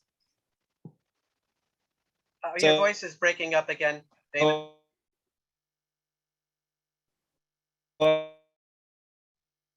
Damon, I'm not hearing anything you're saying. It's there's a bandwidth problem. I mean, we're still up case in all situations. Collins, or so Damon, what do we do with those people? Damon, I don't know if you can hear me. I don't know. I think that we can't understand you. Your voice is coming through all garbled. It's a bandwidth issue. Here, is that better? Yeah. Yeah, so I guess the question I had was, what do we do? We can't respond to all cases in all situations. And what do we do if there's, say, a Democrat for Susan Collins? Something that came up in the Portland Municipal Group. So, I guess we have to some extent, defer some of this decision-making to whoever we appoint to do the moderation. So, but I do think we could come up with some general guidelines, such as that, people who post on the group should be advocating for Democratic candidates or the Democratic Party platform or something like that. That's more general, and then leave, we could talk about it endlessly. We tried to get into all cases and all situations, I guess is my point. So something general could be good that we trust our moderator to then enact. Ellen. Well, I think this is the time that we have to really expand our coverage on Facebook to welcome all of our Democrats to become members, because we've got a very small group that are in the Cumberland County Democratic Committee. And I think we need to expand it. We need younger people. We need that energy. And if we have a few Republicans that join us, that's fine, because right now there are many Republicans that are not happy with their party. And we may have a chance to recruit some. And I think that our Facebook page can serve that purpose if we have a good moderator that's going to look for things that are coming in that we don't want and to block that. And that's perfectly okay to do, because Facebook does that in many groups. They block what you say and don't show it and don't spread it. So I think there's a mechanism. I'm not a techie, but we may have some techies within the membership that can help with that. But I think we need to be expanding and be more welcoming and not be at the point where we are a closed group and sort of a clique. So I think we've got to really look at that and how we come across so that we don't turn people away at this point, because we're going to need every person voting in 2022. Thank you. I don't see any other hands. It's 4:35. Are we at a point where somebody wants to make a motion? Is there more discussion that wants to happen? What is the pleasure of membership?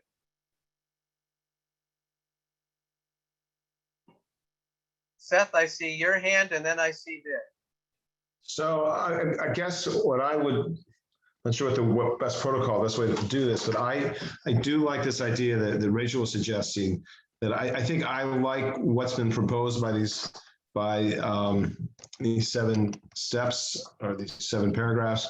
I would personally be in support of it, except I do think, in light of the fact that we could have guidelines that protect us from inappropriate conduct and communications and potential trolls, I would be inclined to support this, except I would like there to be a capacity for people to be able to post. I think that's the one provision that's not part of this. And I wonder if we could have a discussion about that question. Well, to what are you referring? Because I'm looking at number proposal, paragraph 2. All members of the group can post to the group and comment on posts. So are you? I'm talking about the public page. I'm sorry. I'm talking about the public page, the Facebook page, not the group, not the Facebook group, but the Facebook page, which I think, as I understand it, that there's only that you cannot post unless I can have access to it, but it'll be maintained by a. Am I misunderstanding this? I thought there's only one person that can post. Am I wrong about that? Well, that was my understanding. Angel corrected me and us in saying that there can be conversation in the Facebook page as well. And that was when I said, oh, I hadn't been aware of that. So which is slightly different. I think that's making comments on a post, but there's actually the ability to post. There's two parts to that. One is, can you actually post something? Can you put content on the page? And I think the content, once it's on the page, I think then you can still comment on it. I guess if there is someone who's going to be closely watching this and we're able to remove inappropriate content, I would be inclined to support this proposal, but with that change. And I guess the question is, can we have a discussion about that? Sure. And the only thing that I would say about a suggestion, like if there is somebody who's going to closely watch this group, is that we're all volunteers. And unless you're volunteering yourself, whether or not we can find somebody who is willing to closely watch Facebook and moderate it in a way that we're happy with, maybe left a chance, because you never know who's going to be available when we're proposing things that we're not prepared to do ourselves, which is not a criticism because we all have busy lives, but of course, just keep that in mind. Dick, I see your hand again. Yes, I guess I'm struggling with the idea that Rachel had come up with, that with the guidelines that have been used and apparently fairly successfully. I really don't have any idea what those are. And my thinking is that while they are not officially adopted, is that something that we should look at? Because if it's been working, it may not be a bad idea to formally adopt them or some modification of those. Well, the only thing I would say to that is whether something worked in the past may have been a matter of the conditions of the past and who was involved. Whether those same protocols will work today or not is an unknown. If what you're suggesting is that this group wants to look at the protocols that Rachel had drafted before making a decision, then I think what you're suggesting is that we're not prepared to make a decision today. And that's perfectly okay. That's also a decision that this group can make, that we're not prepared to make a decision today because there's more information that we need. But if I'm hearing you correctly, I think that that's what you're suggesting. You have correctly interpreted what I'm thinking, yes. Okay. This is Rachel Hendrickson. I have a motion to table this until the next meeting to allow the committee time to take our comments into consideration and do whatever additional research needs to be done to bring this back to us. Okay. Rachel, I would second. Hello, oh dear. I had a comment that I was hoping would precede any move. May I make a comment? This is Catherine. There is a motion that's been seconded.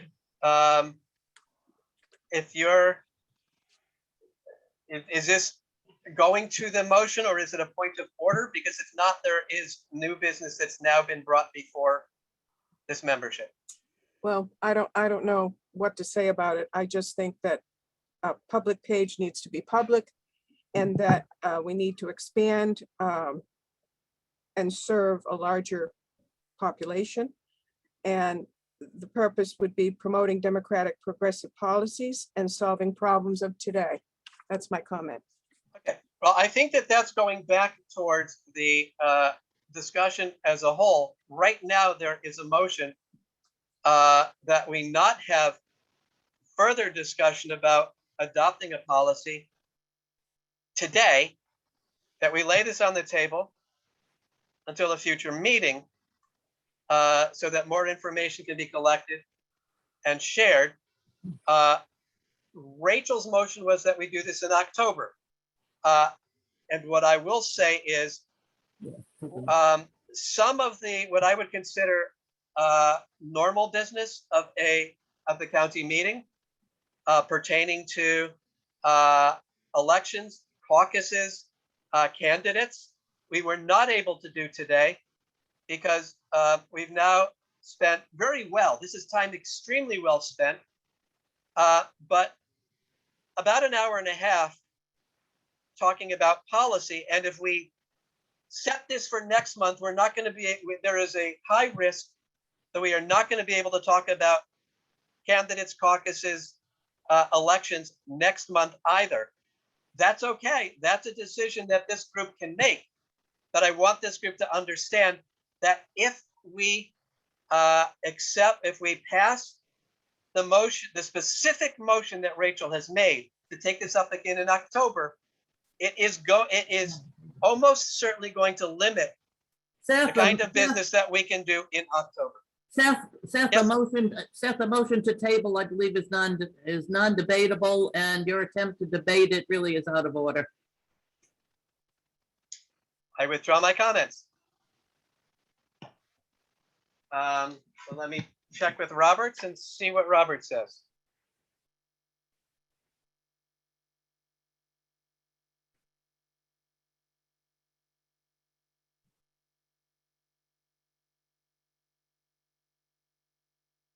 Sorry, just give me a second.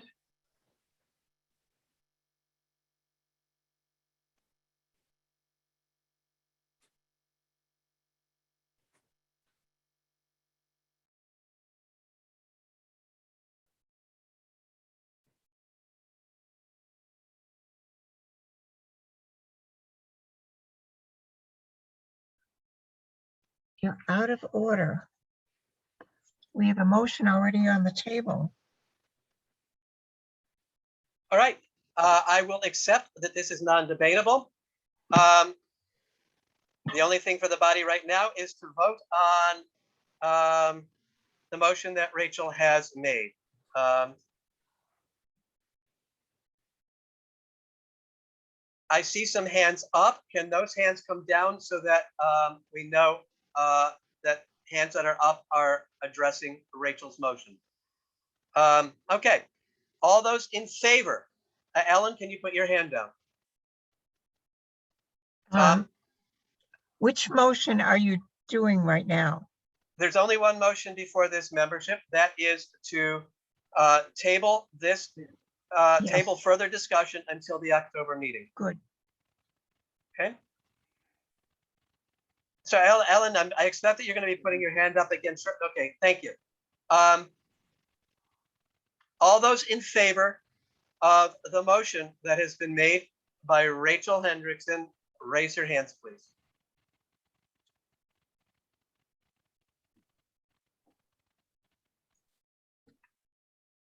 One, two, three, four, five, 6.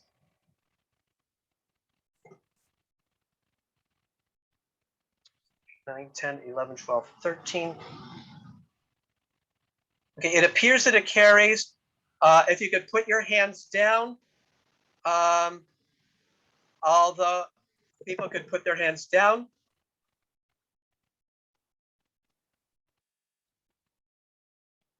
Megan, Tom, can you put your hands down? Tom? Larry? I need all hands down right now. There is nothing to debate or discuss.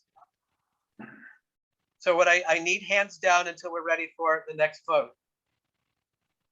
Larry, Tom? All right, all those who are opposed to Rachel's motion, please raise your hands.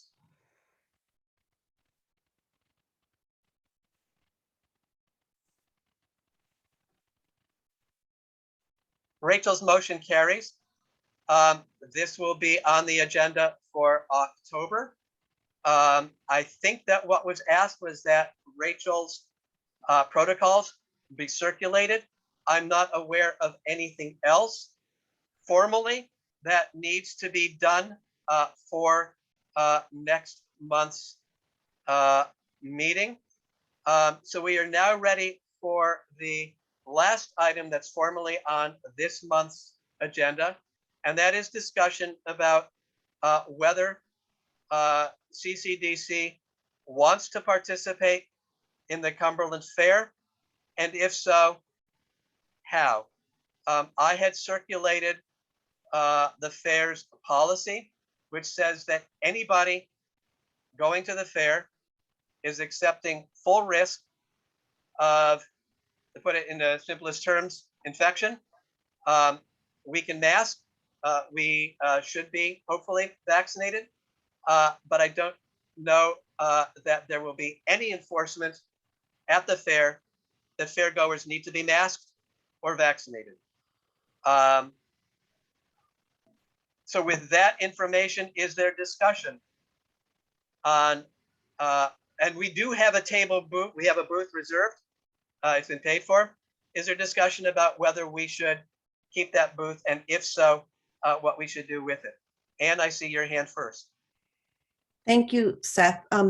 Just actually more of a question. Is the booth indoors, outdoors? Is it on the edge of a building? And how open or closed to breezes and other weather is the booth? Excellent question. It's indoors. The last few years, the booth that we've had, I'm not sure has had the exact same location, although Rachel can answer that better than I. Depending on the position, it is fairly close to a door, but depending on the position, there is no door that's right there. I'm not sure that there are windows that open well or are definitely going to be open. So the assumption should be that we are in an enclosed space without good ventilation. Rachel, can you, I saw Maureen's hand first, but Rachel, can you address the positioning of the booth? Sure. If we're inside, the exhibition hall has overhead fans. It has a barn door. It has 3 other exits. Depending on where you are, some of the windows are high, but it is in effect a barn. And it has overhead fans. So it's not a question of ventilation. Sometimes it's been a question of getting chilly because everything is opened up. We are inside because we have, when I started, what I found out is if we did not have a booth every year, then we weren't considered regular vendors, and we kind of came behind a bunch of other people in terms of getting inside or getting prime spots. I do remember one year being down near the ox drawing area and stuff, just delightful smells all day. So we made the decision about 6 years ago to go to every year, with the understanding that on years, in the odd number of years, we needed to find something else to draw people in because we wouldn't have candidates. So we did different things in those off years. By doing it every year, we were then moved inside. I checked, we are fortunate, and I hope we're still fortunate enough to have Pat McKean's daughter working in one of the booths, and being official enough at the fair that we can go over and say, hey, can you help us here and can you help us there? So I don't know that we would lose our seniority of a booth if we weren't there this year, but I do know being relegated out to the outside next to the docks and a few other folks is probably not conducive to get a lot of people to come by. So there is in my judgment, having been there for many years, there is ample ventilation. I would point out that just about every organization, if you read fine print someplace, says you're coming in now at your own risk. The fair is very specific, at least about publishing that, but basically you are always entering an office or a business or a restaurant or something else at your own risk. And that policy may have been scary, but it's probably pretty typical. Maury, I had seen your hand actually ahead of Rachel. I don't see it up now. Do you still have something you'd like to say, Maury? Yeah, I think that, it's a dilemma, and it's totally a dilemma if you're connected to people who might be vulnerable to COVID. So you know, it sounds like it would be safe enough, particularly if you were wearing a mask, but you'd want to make sure you were changing your mask and et cetera, you know, doing all the common sense things. I hate for us not to be there. You know, if you're not at the table, you're on the menu, and particularly at the Cumberland Fair. But I just, you know, I think there will be a certain risk, obviously, that are more than have been in the past. Nancy. So again, we've discussed this in committee several times, many times, and Bill will give you more information since he's our Cumberland County guru, fair guru. But my understanding is, and I've not, give a disclosure, I have never been to the Cumberland County Fair. However, I understand from Seth that there are other counties that have canceled their community fairs, correct? Because of COVID. They haven't counted the fair, they've counted their participation in the fair. Or their participation, okay. Right. And I also understand from Bill that there could be, because I asked the same questions, where is the booth located and how many people go through the barn on a typical day? And Bill said somewhere between maybe 50 or up to 200. So that's something to keep in mind. And we've talked about all kinds of ideas of what we could offer as Democrats at our booth to the public. And one of the ideas that we had at our last meeting was to actually use it as a public health venue and hand out some information and pamphlets and so on vaccinations. We haven't come to an agreement with that yet. That's still under discussion. And as a healthcare professional, I'd like everybody who is going to volunteer to make sure that you are less than 8 months from your second vaccine. I am now 8 months from my second vaccine, which was January 9th. So I'm not going to be exposed to anybody that I don't have to be until I get my booster. So please keep that in mind if you decide to volunteer. Thanks. Bill.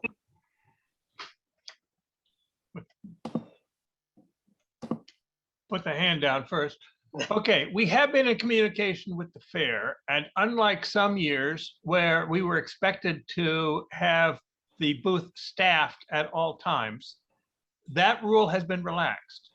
In fact, we could have a booth that basically included signs and posters, and yeah, we probably ought to have somebody drop by once or twice a day to make sure they haven't been defaced, but we don't actually have to have people sit there the whole time. I would call it inside. It's not so enclosed, but we had talked in the executive committee about having a few boxes of masks available. So if somebody wanted to talk to one of us, we would make sure that they had a mask in order to do so. The fair people are pulling their hair out when when the Common Ground Fair canceled. The next biggest one for, in line was Cumberland County, and they don't want to cancel because they're so close to going forward. But we normally had 3 groups that would sort of take a day and come up with the volunteers for them. None of the 3 took a day this year. So our schedule is wide open, other than, yeah, I'm pretty close, so I could drop by once a day. But nobody has said, yeah, we're going to take a day at the fair, even if they're going to wander around the rest of the fair part of the time or something. So, we're going to be really short of volunteers. And I think, well, I can't even have unanimity on a family basis that I should do much volunteering, but I could probably drop by for a little while and make sure the booth is still there. And that may be as much as we can do. If we have something useful to say, we are holding down our spot to have a good spot next year when that good spot may be important. So I had seen Ellen's hand next, and Pat, I see your hand up. I'll take you after Ellen. Main thing I'm saying, if we do that booth, I think if we do masks, they should have the Democratic logo on them. If we do hand sanitizers, we should have little bottles with the hand sanitizer on them. And there should be a plexiglass front, and maybe just keep the table stocked so we're not exposing people to COVID. Even if you've been vaccinated and wearing a mask, that's no guarantee. Just my 2 cents. Sure. Ellen, how do you have a way that all of our masks can have a Democratic Party logo? Is there a source for those? How would we do that?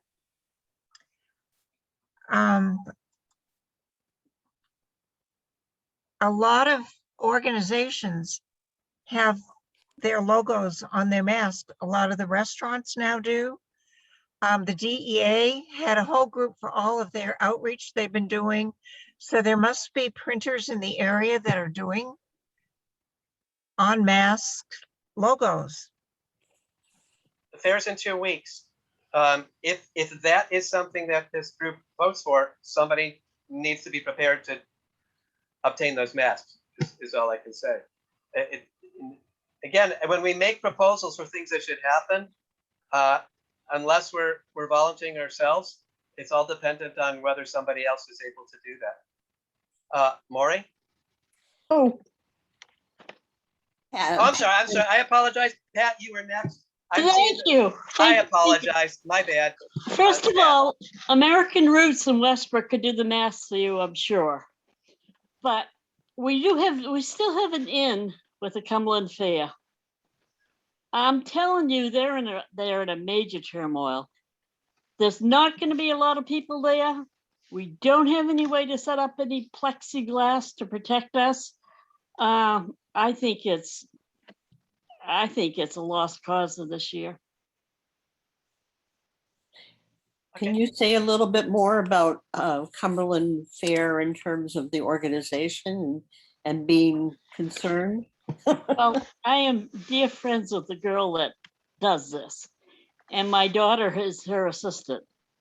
And when we were complaining about being outdoors, they got us inside. But the fair, I've talked to, she was here a month ago, and I said, when school starts, things are gonna get bad. She says, yeah, we're absolutely, every day something different comes up, so. But you're right, they don't want to call it off, but who's gonna go? I mean, we always take a day every year and volunteer for your booth. There's nobody I can ask to go. All right, Maury, now I see.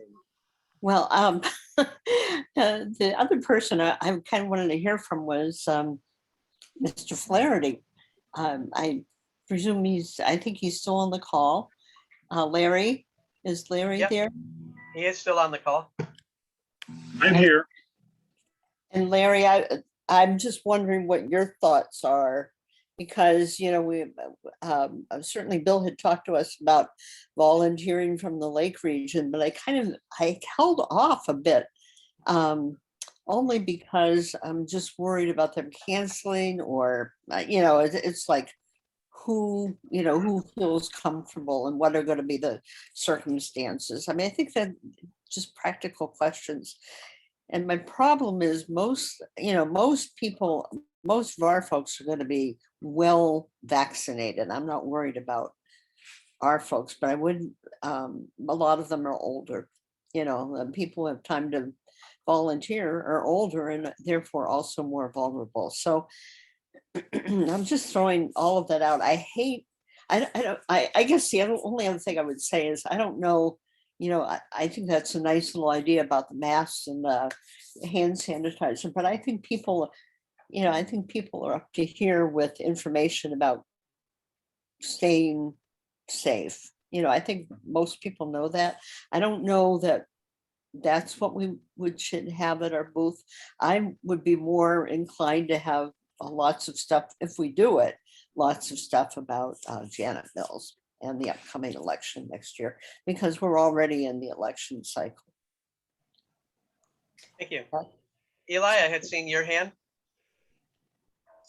I just was going to respond to the same branding of mass idea that normally, if we were going to be somewhere else in the county, I think that that would make sense. But the population of people who goes to the county fair includes a lot of folks who might be willing to talk to us or listen to us in some circumstances, but I'm not sure branding masks to the Democratic Party is exactly the message that's going to be most effective with that group right now.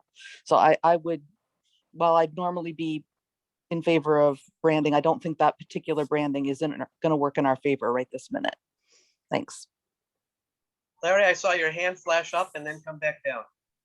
I raised my hand 3 or 4 times. It keeps going away by itself for some reason. I'm sorry. It must be some involuntary response to me, but Well, you're in the same honored class with Pat, where I've overlooked 2 of the people who have the most to say. So my apology. well, I just want to say I am very hesitant of attending the fair myself. In my 70s, anybody in their 70s, even though, and it's a lot of us, even though it supposedly would be safe if we're vaccinated, which I am vaccinated, and it's been less than 8 months since I received my second shot, but I'm still concerned about that. And I'm wondering how many people would really attend the fair, and is it worth going, and is it worth risking that? If we want to have something at the fair and we're going to keep the table, then we should put a sign up at the table, telling people that we care about them, we want them to stay healthy, and offer like some sort of incentive for them to stay there, and possibly some sort of trinket that they could walk away with and say, I got this from the Democrats at the fair. I usually do the fair here in Freiburg as well, and I'm not going to do that this year either. It's just, I think we're just asking for trouble. Don't want to be part of that. The only thing that I would hope is that membership does not say, yet let's do the fair, and somebody else should run the booth for us.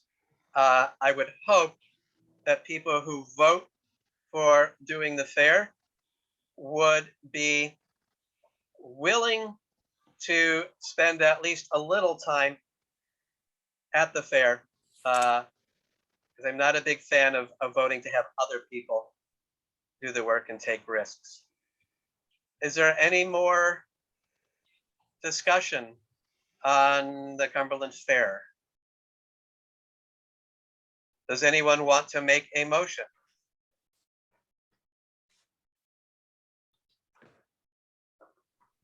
Sure, I'll try one. Okay.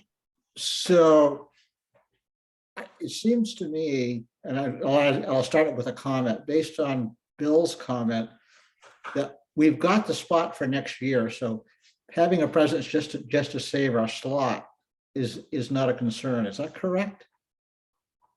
What Rachel tells me, well, she told me once, and maybe I misunderstood, that if you don't keep your presence at the fair, there is a risk that it's not going to be held for you for the following year. Pat has some connections to the fair.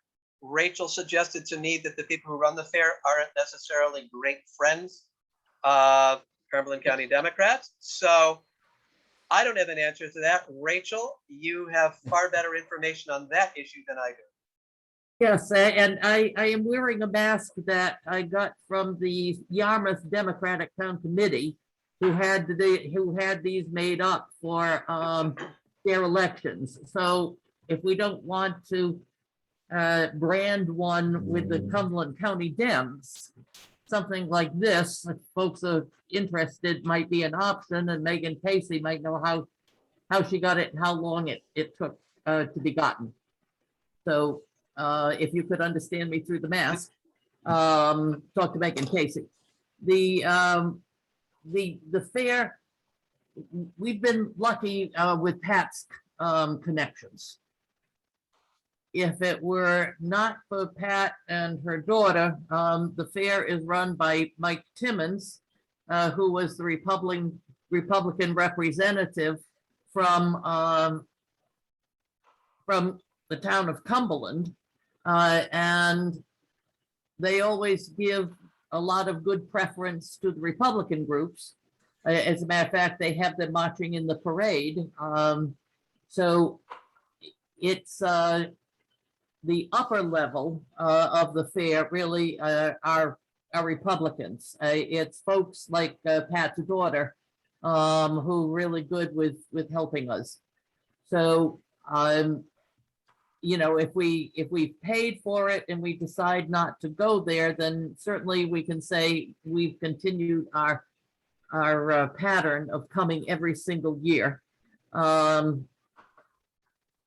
If we ask for the money back and Pat's daughter is still there, then I suspect we're in good shape. But the upper level, Republican, Republican, Republican. And if we're not there, I would be willing to bet that the giant cutout of Trump will be there. Can I? I had seen Maury's hand next. Maury, Pat may have a response to Rachel. Are you okay with letting Pat go first? Yes. Yep. All right. I just talked to my daughter and she said the Republicans are coming to the fair. But I think we're not going to have any problem next year because it's going to be such a low turnout this year. They're going to be glad to have everybody back. But I will talk to her tomorrow. I will talk to the girl that runs it, my daughter's friend, tomorrow. All right, Maury, thanks for your patience. Yeah, and all I was thinking was that I wouldn't ask for the 350 back. I mean, it's a contribution to the, it's a contribution to the well-being of the fair. So just that alone, making it legitimate for us to have the same place next year would also help, I think. I hope that makes sense in terms of Pat, but I think if we pay for it, they probably don't care if we're there or not, to be perfectly blunt. Bill.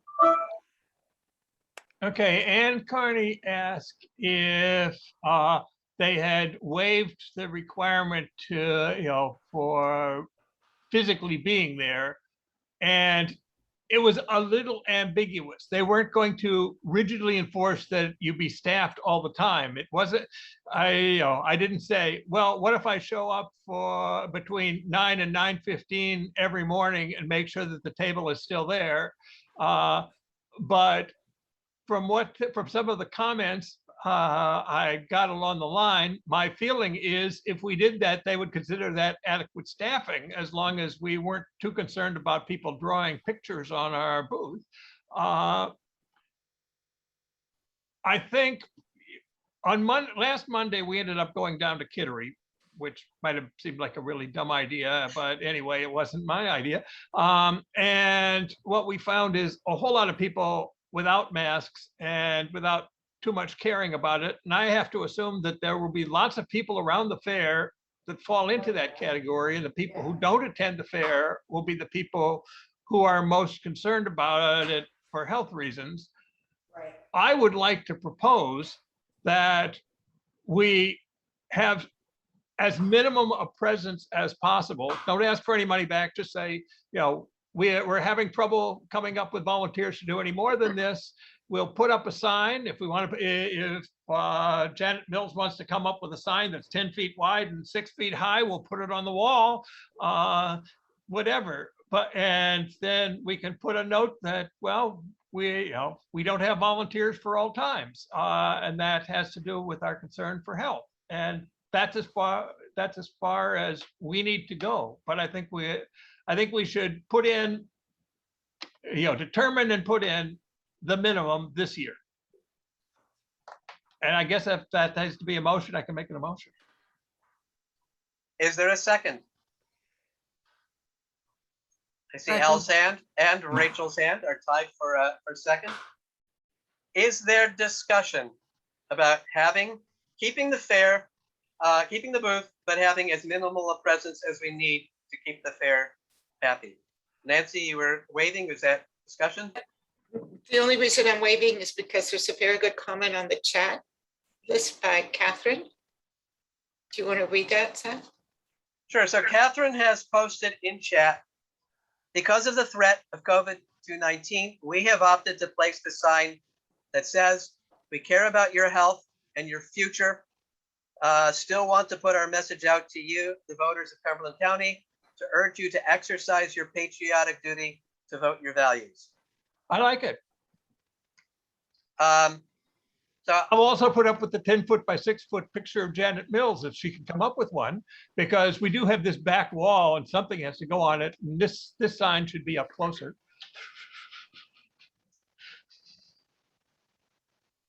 So, Vice Bill.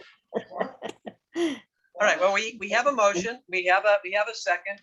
Catherine, through chat, offered, I believe, a way in which we can have a minimal presence without putting it at risk. Is there any further discussion of Bill's motion?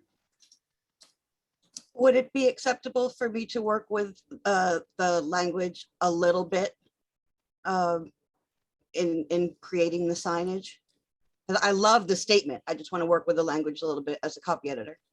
All right, cool. I just wanted to make sure that. All right, cool. Catherine, are you still here? Catherine Stewart. I just didn't know if, like, by taking a motion, this was like actually setting the language in stone. I didn't want to mess with anything if that was the case. No, I didn't include the text in the motion. The motion was merely to appear.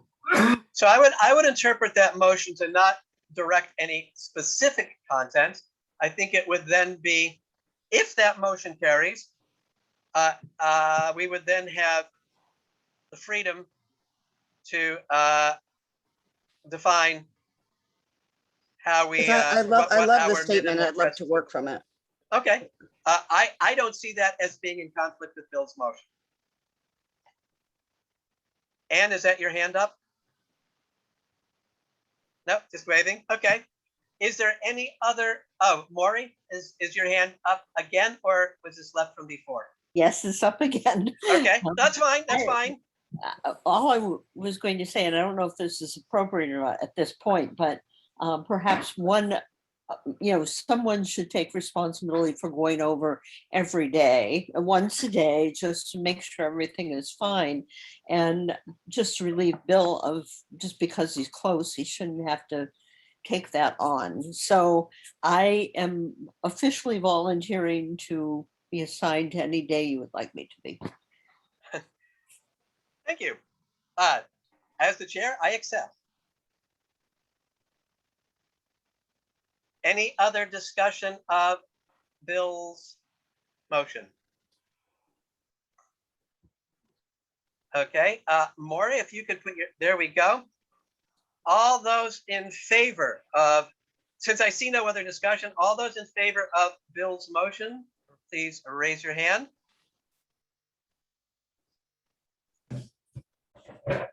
1, 2, 3, 4, 5, 6, 7, 8, 9, 10, 11, 12, 13, 14, 15, 16. This appears to be comfortably a majority. If everyone could now put your hands down, and I'll see what the votes are for those who are opposed.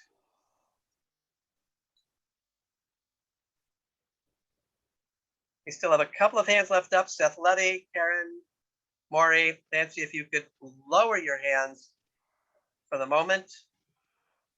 Karen and Nancy. All right, all those who are opposed to Bill's motion, please raise your hands.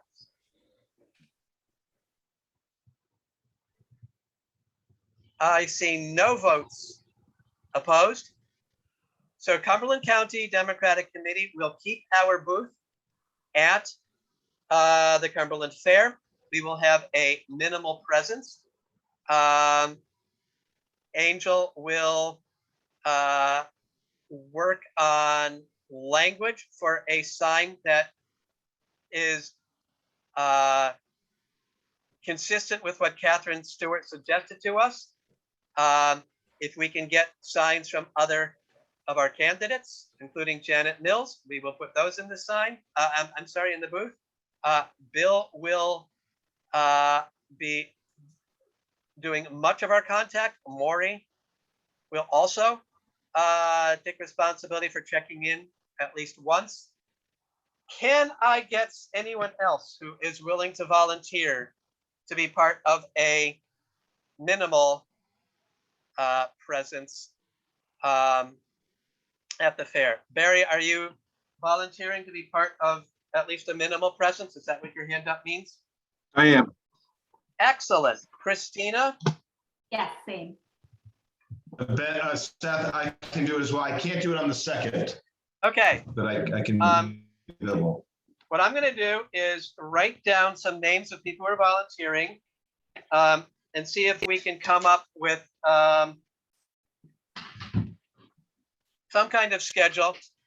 Just to say, what I have right now is 4 names for a 7-day fair of about 12 hours a day.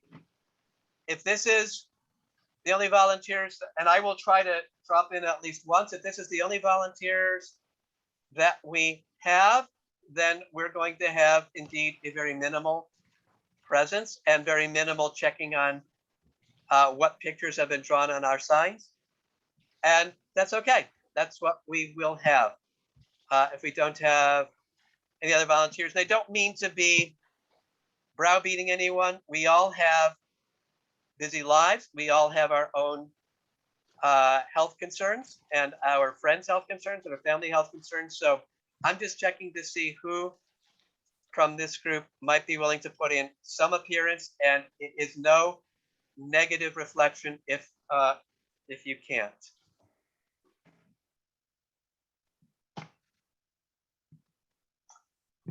Okay.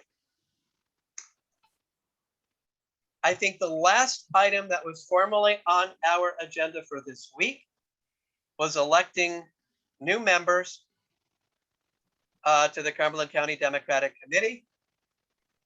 If there is anyone who is still on this meeting and who is not presently a member and wants to be. And I remind people that whatever policies we make about our Facebook or other social media presence, in order to be a member of the Cumberland County Democratic Committee, you need to be at present registered as a Democrat in Cumberland County. With that in mind, is there anyone who would like to be elected as a new member of the Cumberland County Democratic Committee?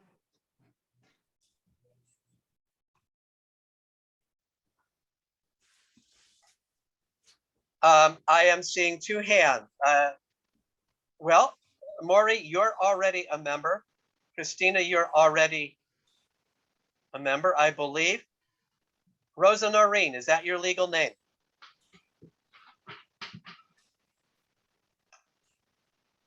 Rosa, if we're going to elect you, it has to be under your legal name, because I will check to see that anyone who is, before you become a member, it has to be verified that you are a Democrat registered in Cumberland County. So Rosa, I'm going to ask you again, is that your legal name?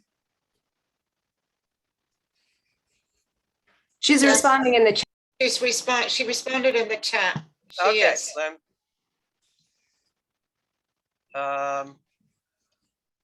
Okay.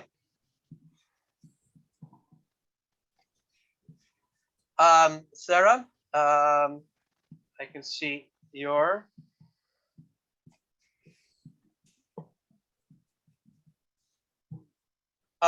Is there anyone else? Can I say something, Seth? I'm sorry? I wanted to just say something really quickly. Okay. Okay.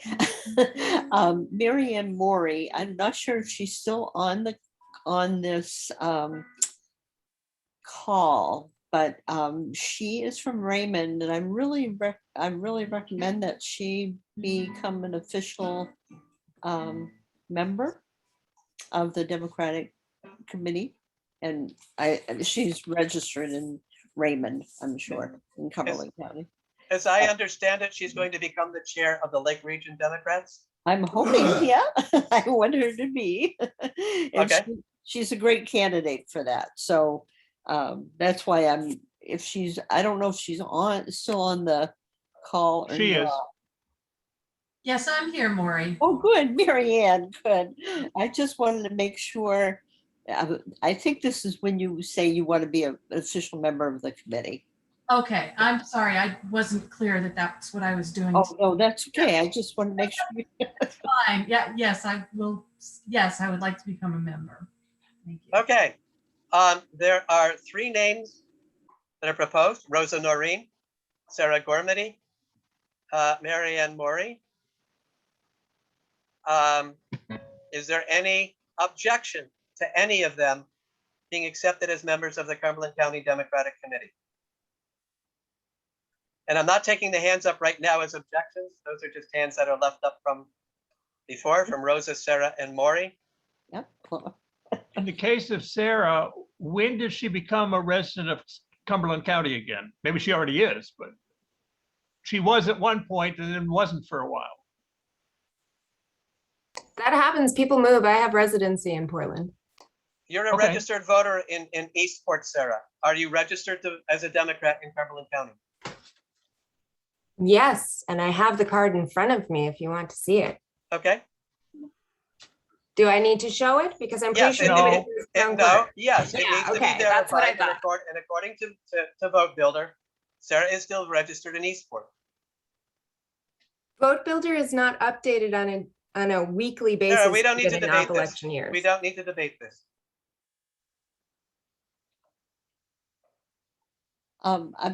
Can I say something? I think if she's got a voting card, I think that the problem with Vote Builder is that it's way behind. So I wouldn't base any exclusion on Vote Builder. I would rather see, the card is valued. Okay. That was what I was asking for, Maury. Having since she held something up, I will accept that. All right. Looks like Rachel has a hand up. Rachel. I'm sorry, you're muted. What we've done in the past, sometimes because the van isn't always up to date, is we've called the town or city clerk and checked with them to make sure that the person is registered. So in the absence of a van, that's a van notice that's easy to do. Okay. We do need to indicate what town people are from. So Sarah, You need to have the owner of the house, which is the qualifying person for my voter registration, to say that I live at that address, because that's available as well. Sarah, what town are you registered to vote in now? Portland. Portland. Okay. Rosa, what town are you registered to vote in now? And if your audio isn't working, Rosa, please put it in chat.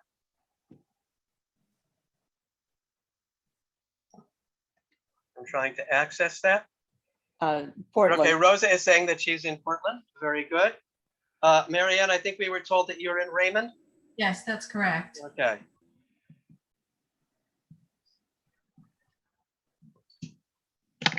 All right. I think that completes what was on the agenda. There is one detail that I would like to clear up, and I am not going to undo anything that has happened. What happened with the discussion of the Facebook presence was not a laying on the table. It was a vote to postpone to a date certain, and that is debatable. What I'm going to ask moving forward is that Robert's Rules of Order not be used as weapons.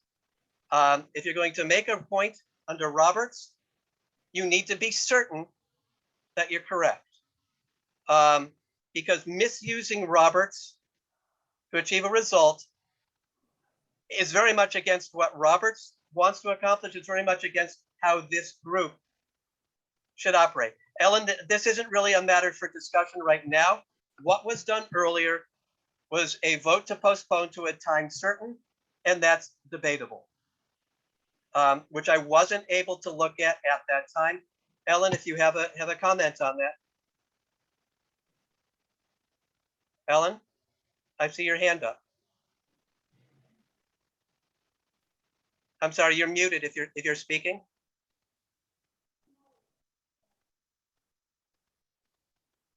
I didn't mean to have my hand up. I'm sorry.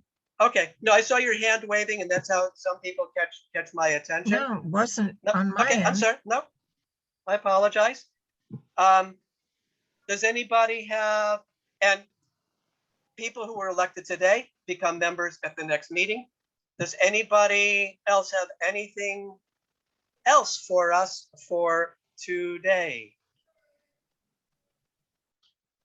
We recorded this meeting. We will probably put the recording on YouTube at some point, just so that it's someplace that people can see it if they're interested in what was said during the discussion. It's not going to happen tonight. So I would ask if there is a motion to adjourn, and tell you that if that is made, that we will be meeting again. It's anticipated October 17th. And the primary item of business on the 17th will be looking again at our Facebook presence in particular. And if people want to expand that to other social media, then we can look at that. Anybody want to make a motion to adjourn? So moved. Thank you. Thank you all for a very excellent discussion. And I will see you all again in October. You.